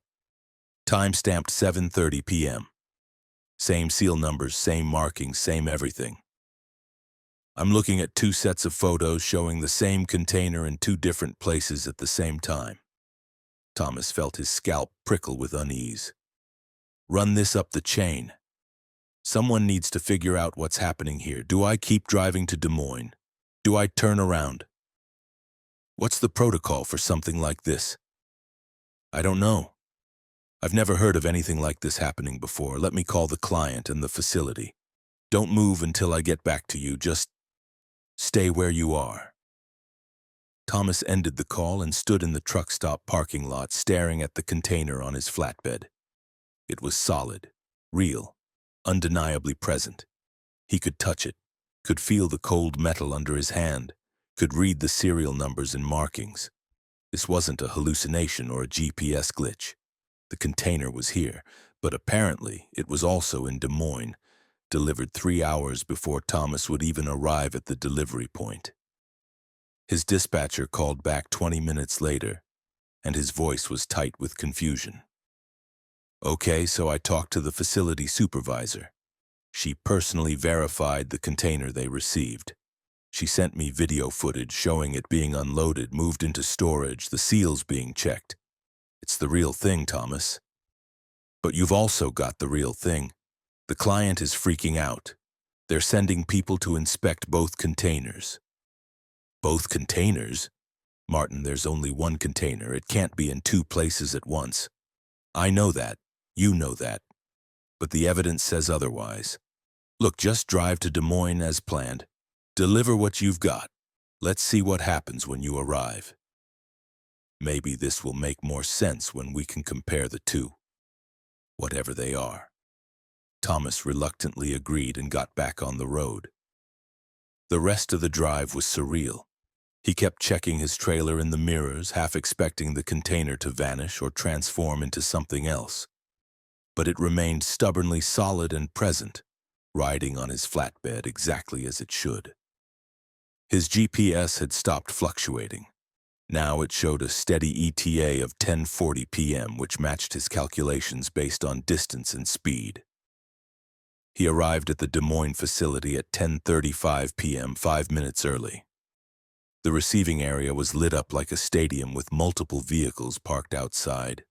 Company security, the client's representatives, and what looked like some kind of official investigators. Thomas backed his trailer up to the loading dock and climbed down, approaching the supervisor who'd been coordinating with his dispatcher. She looked like she'd aged 10 years in the past few hours. Mr. Brennan, I'm Sarah Kendrick, facility supervisor. We need you to not touch the container until our security team has documented everything. This situation is unprecedented. I want to see the other container, Thomas said. The one you think was delivered at 7:30. Sarah nodded and led him into the facility. They walked through the warehouse to the secure storage area, where she used her keycard to open a heavy door. Inside, under bright lights, sat a container identical to the one on Thomas's trailer. Same serial number, same markings, same seals. Thomas approached it slowly, reached out to touch it. The metal was cold and real under his fingers. They're the same, Thomas whispered. How is this possible? A man in a suit stepped forward, one of the client's representatives. Mr. Brennan, we need to understand exactly what happened during your transport. Any unusual events, any stops you made, anything at all that was out of the ordinary. Thomas described his drive in detail. The GPS fluctuations, the email about delivery while he was still in Illinois, the calls with his dispatcher. He left nothing out. The client's representative and the investigators took notes, asked clarifying questions, examined Thomas's phone and GPS unit. Then they opened both containers. Protocol was violated, seals were broken, and the contents were examined. Thomas watched as they unloaded the container from his trailer first. Industrial components, as listed on the manifest, precision machined parts made of some alloy Thomas didn't recognize, packed carefully in custom foam. Each component was marked with a serial number. The investigators photographed and documented everything. Then they opened the container that had been delivered at 7:30 p.m. Thomas watched in growing disbelief as they unloaded identical components. Same parts, same serial numbers, same custom foam packaging. They compared components side by side, identical in every measurable way. Weight, dimensions, material composition as determined by portable spectrometry, everything matched perfectly. The client's representative was pale, his hands shaking as he examined the duplicate components. This is impossible. These parts were manufactured in a facility that produced exactly one of each unit. They're prototypes, not production items. There are no duplicates. There can't be duplicates. Each serial number is unique, logged in our system as a single item, but now we have two of everything. One of the investigators, a woman with federal credentials that Thomas didn't get a close enough look at to identify, said quietly, "Mr. Brennan, at what time did you physically pick up this container?" 4 p.m. I have the time-stamped paperwork signed by the warehouse supervisor, and you drove directly from Gary to here, with one stop for fuel in Moline around 8 p.m.? That's correct. The investigator looked at her colleague, and they seemed to communicate something silently. Then she turned back to Thomas. The container that arrived at 7:30 p.m. came in on a truck matching the description of yours. The driver who delivered it identified himself as Thomas Brennan, showed ID, signed the paperwork. We have security footage. Would you like to see it? Thomas felt his mouth go dry, but he nodded. They led him to a security office and pulled up the footage. There on the screen was a truck that looked exactly like his Peterbilt, backing up to the loading dock at 7:30 p.m. The driver who climbed down from the cab looked exactly like Thomas. Same face, same build, same movements, even wearing the same clothes Thomas was wearing now. The driver, who was Thomas, interacted with facility workers, supervised the unloading, signed the paperwork with Thomas's signature, then climbed back into the truck and drove away. "Where did he go?" Thomas asked, his voice barely above a whisper. "Where did I go? After delivering at 7:30? The investigator pulled up more footage showing the truck leaving the facility and heading south on the highway back toward Illinois. We tracked the vehicle on highway cameras for about 50 miles, then it just vanishes. Between two camera points, it disappears. The truck enters the coverage area of one camera, should appear on the next camera 8 miles down the road 4 minutes later, but it never does. It's like it ceased to exist somewhere in that 8-mile gap." Thomas sat down heavily, his mind refusing to process what he was being told. "So I delivered the container 3.5 hours before I picked it up? I completed the delivery before I started the drive? That's what you're telling me?" "We're not telling you anything definitive because we don't understand what happened," the investigator said. "But the timeline appears to be this. You picked up the container in Gary at 4 p.m. and drove to Des Moines, arriving at 10:35 p.m. That's the normal flow of causality, but somehow a version of you in your truck and the container also arrived at 7:30 p.m., completing the delivery 3 hours earlier. Both timelines seem to be equally real. Both containers and both sets of components are physically present and identical. You've created a paradox, Mr. Brennan." "I didn't create anything. I just drove a normal route on a normal highway. I don't know how any of this happened." They questioned Thomas for another 2 hours, going over every detail of his drive repeatedly. But he had no explanations to offer. He'd driven normally, seen nothing unusual, experienced nothing but those GPS fluctuations that had seemed like minor glitches at the time. There was no moment where he'd felt reality shift or change. No sense of passing through, anything strange, no indication that he'd somehow split into two versions of himself existing in different timelines. Eventually, they let him go. His company paid him for the delivery, both of them technically, since the container had been delivered twice. The client took possession of both sets of components and apparently integrated them into whatever project they were working on, though Thomas never learned the details. The investigators filed their reports with whatever agency employed them, and the incident was classified or buried or dismissed as unsolvable. Thomas continued driving for 2 more years, but the incident haunted him. He became obsessed with trying to understand what had happened, reading about temporal paradoxes and quantum mechanics and theories of parallel timelines. He joined online forums where people discussed impossible experiences and time anomalies. He found dozens of stories similar to his, deliveries that arrived before they were sent, travelers who reached destinations before they left their starting points, cargo that existed in two places simultaneously. The theories varied.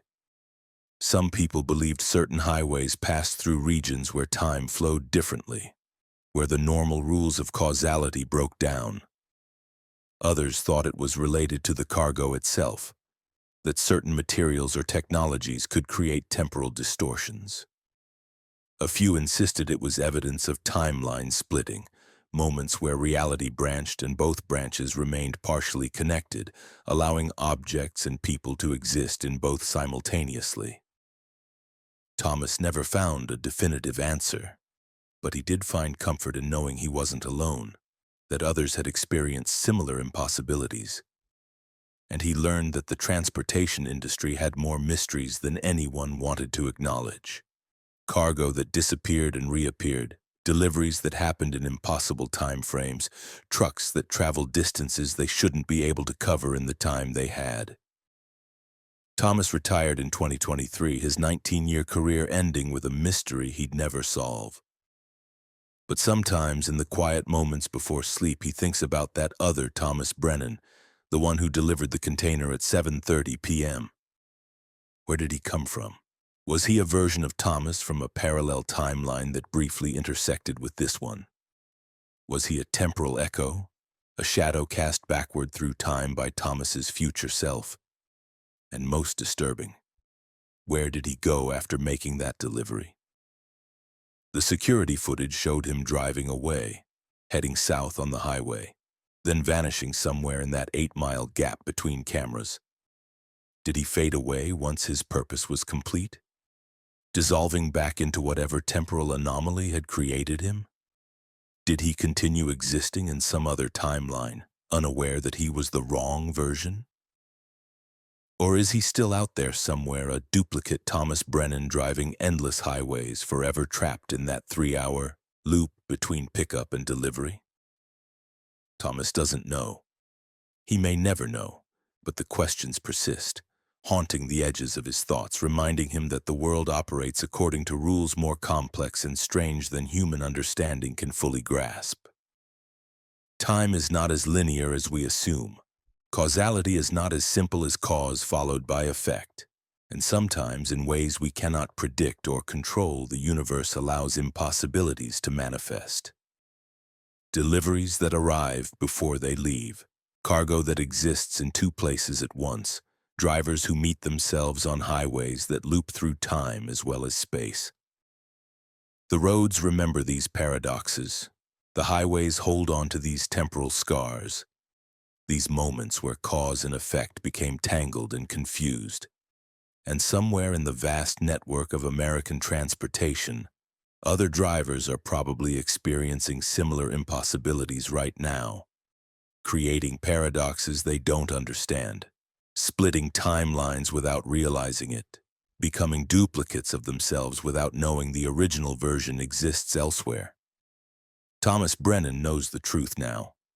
The highway is not just a path through space, but also a path through time, and sometimes those paths loop back on themselves in ways that create knots in the fabric of reality. He's seen it, lived it, been duplicated by it, and though he can't explain it, he can testify to it. Testimony that will probably be dismissed or disbelieved, but testimony nonetheless. The impossible is real. Time can fold, and a container can arrive at its destination 3 hours before it leaves its starting point, delivered by a driver who is and isn't you, creating a paradox that neither physics nor philosophy can fully resolve. Story 6. The Rest. Stop that remembers tomorrow. Catherine Walsh had been driving long-haul routes for 21 years, longer than anyone else at her company. Her Mac Anthem was a 2020 model, equipped with every modern convenience and safety feature, and Catherine treated it like the valuable tool it was. Meticulously maintained, always clean, operated with professional precision. Catherine specialized in routes through the Pacific Northwest, hauling lumber and manufactured goods between Oregon, Washington, and Northern California. On December 12, 2023, Catherine was running south on I-5 from Portland to Sacramento, hauling a load of furniture components. The weather was typical for December in the Pacific Northwest. Cold, damp, threatening rain, but not quite delivering it. Catherine had left Portland at 3 p.m. and planned to drive straight through, arriving in Sacramento around 2 a.m. It was a route she'd driven hundreds of times, every rest stop and service plaza familiar, every curve and grade memorized. Around 9 p.m., Catherine was about 50 miles north of the California border when she felt fatigue starting to set in. Not dangerous yet, but enough that she knew she should stop and take a break. Her logbook allowed another 2 hours of driving. But Catherine never pushed her limits. Better to stop when she was still alert than to keep going until exhaustion forced mistakes. She pulled into a rest area she'd used many times before, a standard interstate rest stop with bathrooms, vending machines, picnic tables, and truck parking. The lot was mostly empty, just 2 other trucks parked in the commercial vehicle section, both dark and quiet, their drivers presumably sleeping. Catherine parked, set her air brakes, and climbed down from her cab, stretching her back and legs. The rest stop looked normal at first. Clean bathrooms with functioning lights, vending machines that hummed quietly, the usual rest area infrastructure. But as Catherine walked toward the restroom building, she noticed something odd. There was a bulletin board near the entrance, the kind rest stops used to post maps and tourism information. But the flyers and notices on this board were wrong. Catherine stopped and stared at the bulletin board. The notices were dated December 13th, 2023, tomorrow. Every single piece of paper, tourism brochures, road condition reports, event announcements, was dated December 13th. Catherine checked her watch. 9:17 p.m., December 12th. She pulled out her phone to verify. December 12th, 2023, 9:17 p.m. She approached the board slowly, reading the notices more carefully. A road closure announcement for Highway 97. Effective December 13th, 2023 at 2 p.m. Highway 97 will be closed between mile markers 1 and 45 and 162 due to emergency rockslide clearing. A community event flyer. Holiday Market, December 13th, 2023, 10 a.m. to 6 p.m. Main Street, Ashland. A weather advisory. Winter storm warning, December 13th, 2023, 6 p.m. to December 14th, 6 a.m. Heavy snow expected in mountain passes.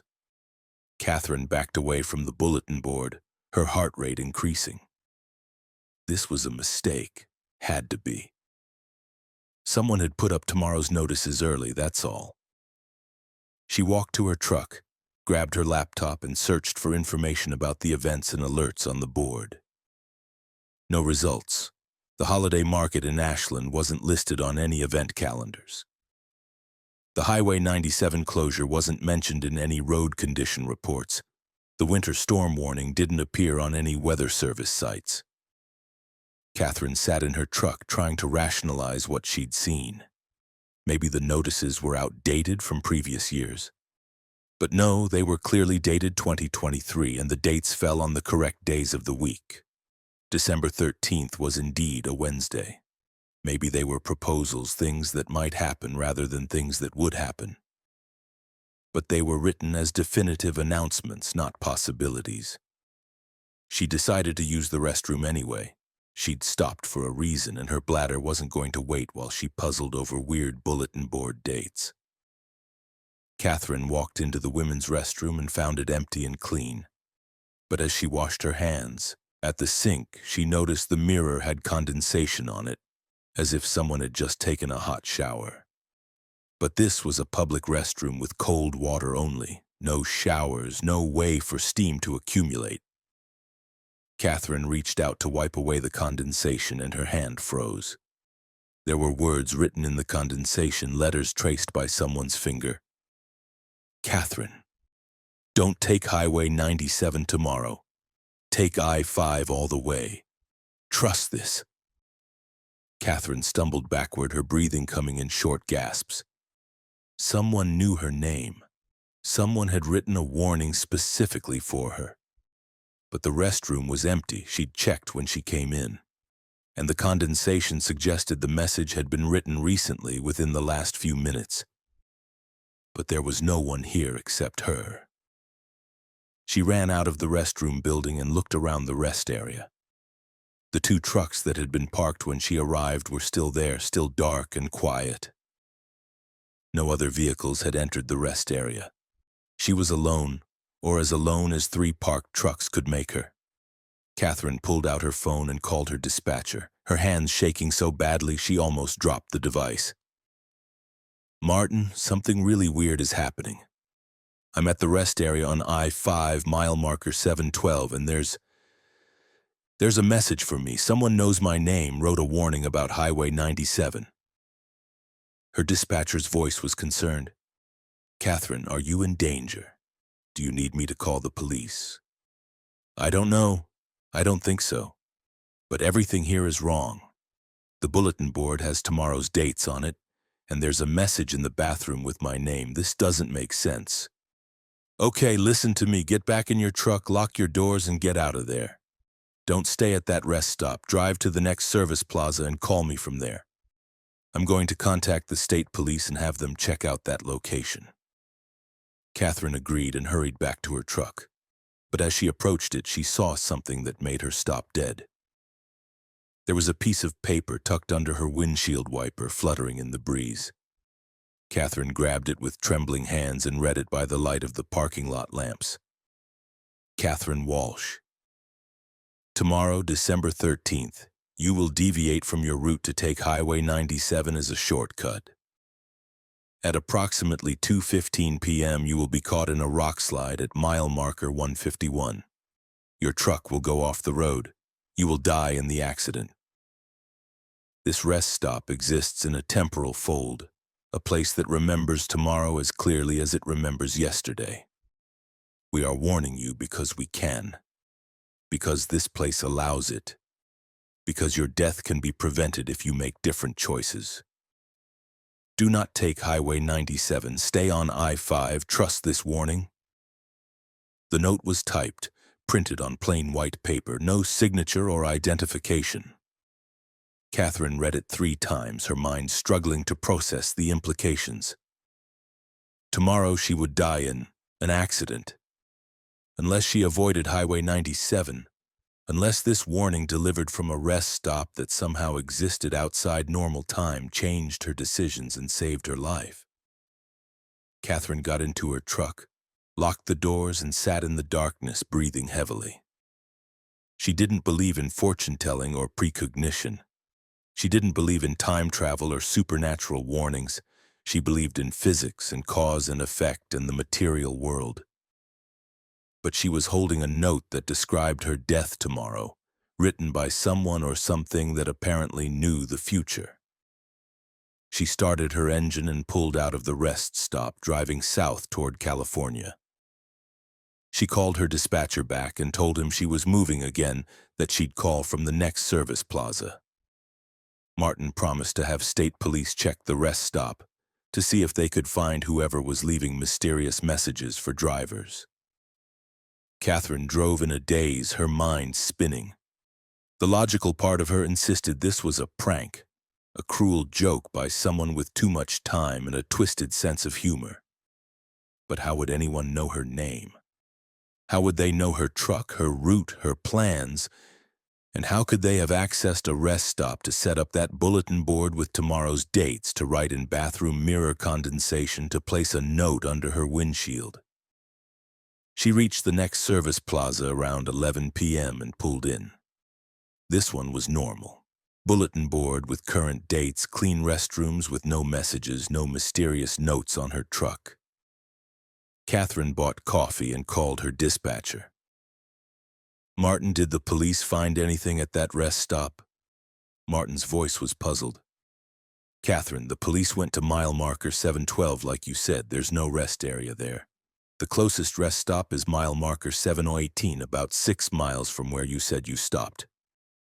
They're headed there now to check it out, but they couldn't find the location you described. Catherine felt her stomach drop. That's impossible. I was there. I parked my truck, used the restroom, saw the bulletin board. It was real. I believe that you saw something, but according to the State Transportation Department's maps, there's no rest area at mile marker 712. There used to be one about 20 years ago, but it was decommissioned and demolished.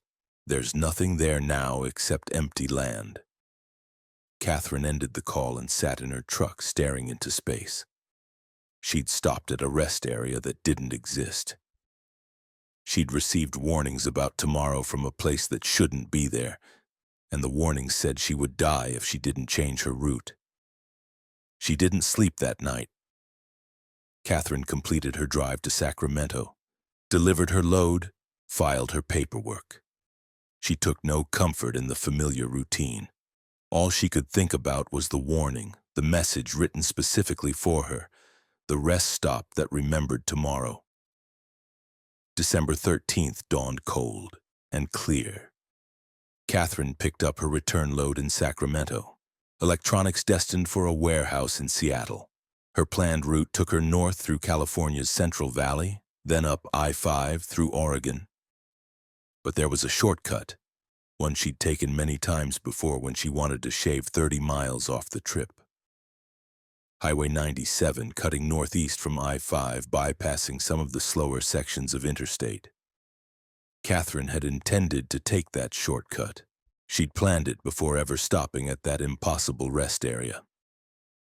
Highway 97 was faster, less trafficked, a pleasant change from the monotony of I-5. She'd driven it hundreds of times without incident. It was part of her route optimization, part of how she delivered cargo efficiently. But the warning echoed in her mind. At approximately 2:15 p.m., you will be caught in a rock slide at mile marker 151.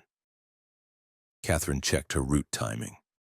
If she took Highway 97 as planned, she would reach mile marker 151 at almost exactly 2:15 p.m.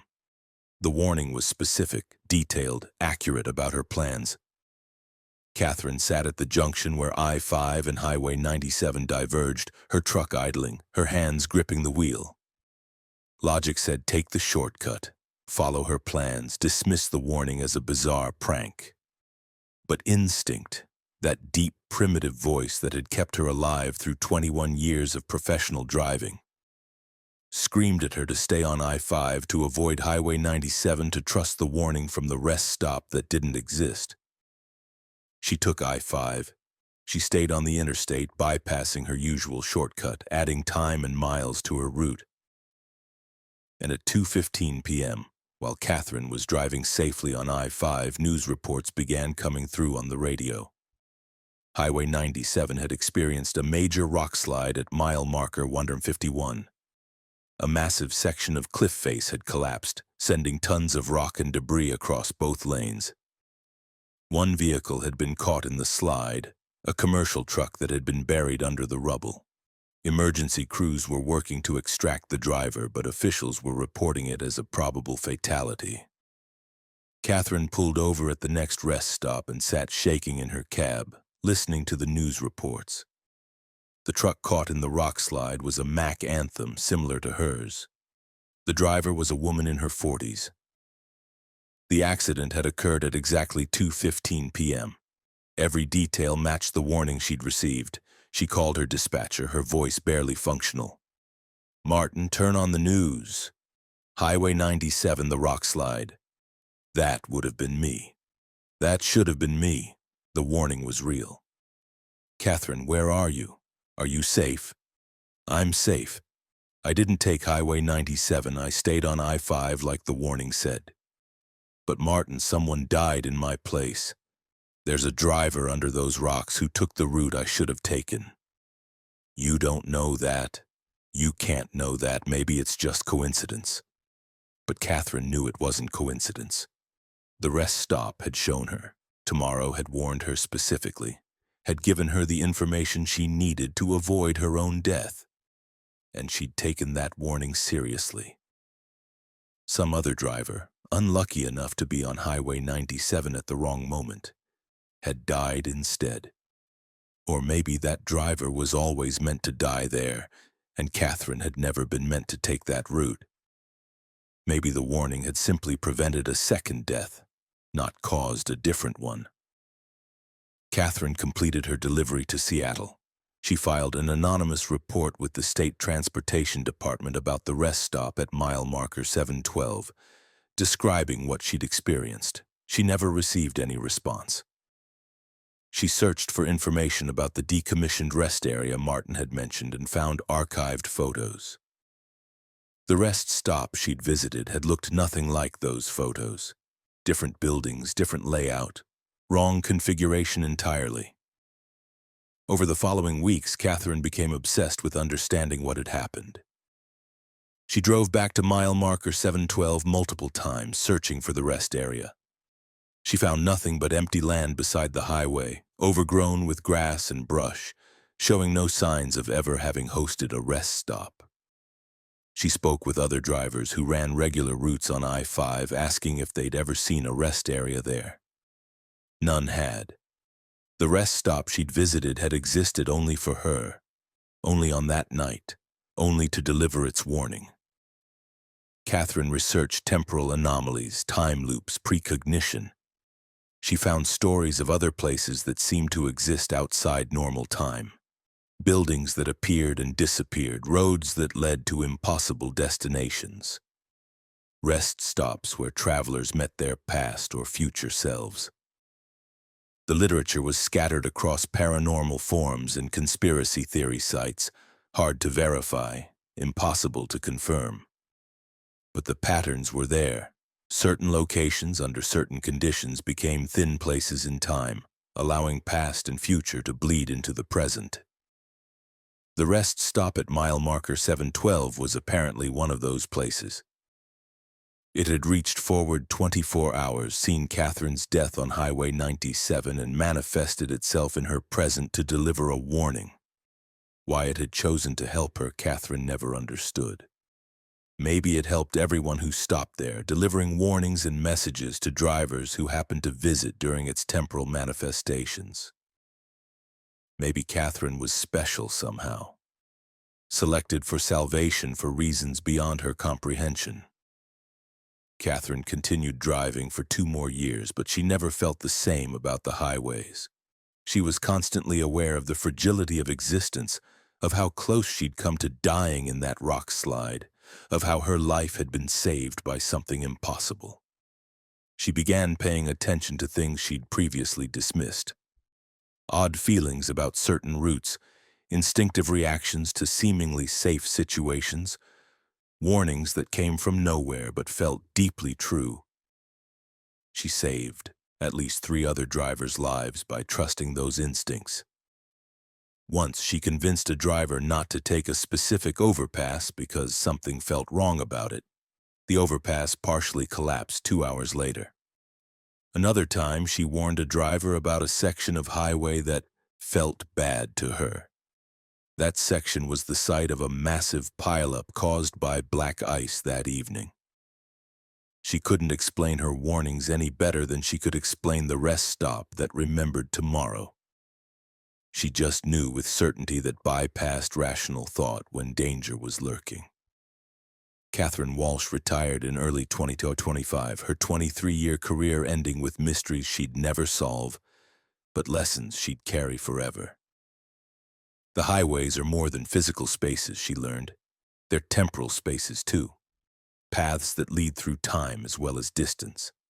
And sometimes in places where time grows thin or tangled, travelers can glimpse what's coming, can receive warnings from their own futures or from entities that watch over the roads. The rest stop at mile marker 712 that doesn't exist saved Catherine's life. She never saw it again after that December night, never found any evidence it had been there, never met anyone else who'd experienced it.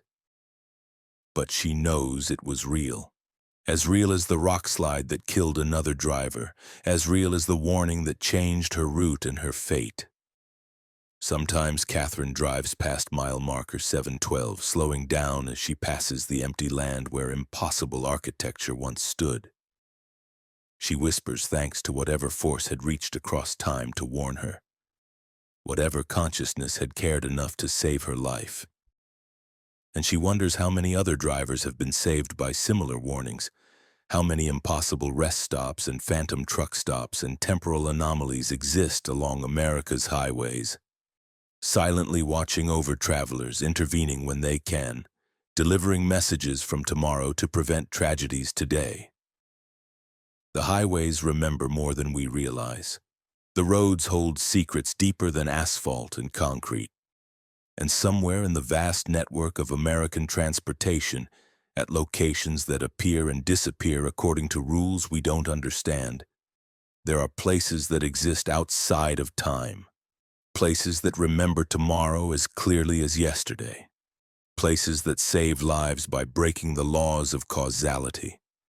Catherine Walsh found one of those places, received its impossible warning, and lived because she trusted what couldn't be true but was. She tells no one her full story. Who would believe it? But she carries the knowledge with her, a secret truth about the nature of highways and time and the forces that sometimes protect us from fates we can't foresee. And on quiet nights, when the loneliness of retirement feels heavy, Catherine thinks about that rest stop and feels grateful. Grateful to be alive, grateful to have been warned, grateful that the impossible sometimes manifests not as terror, but as salvation, reaching across the boundaries of time to save a driver who never knew she needed saving until the warning arrived from tomorrow.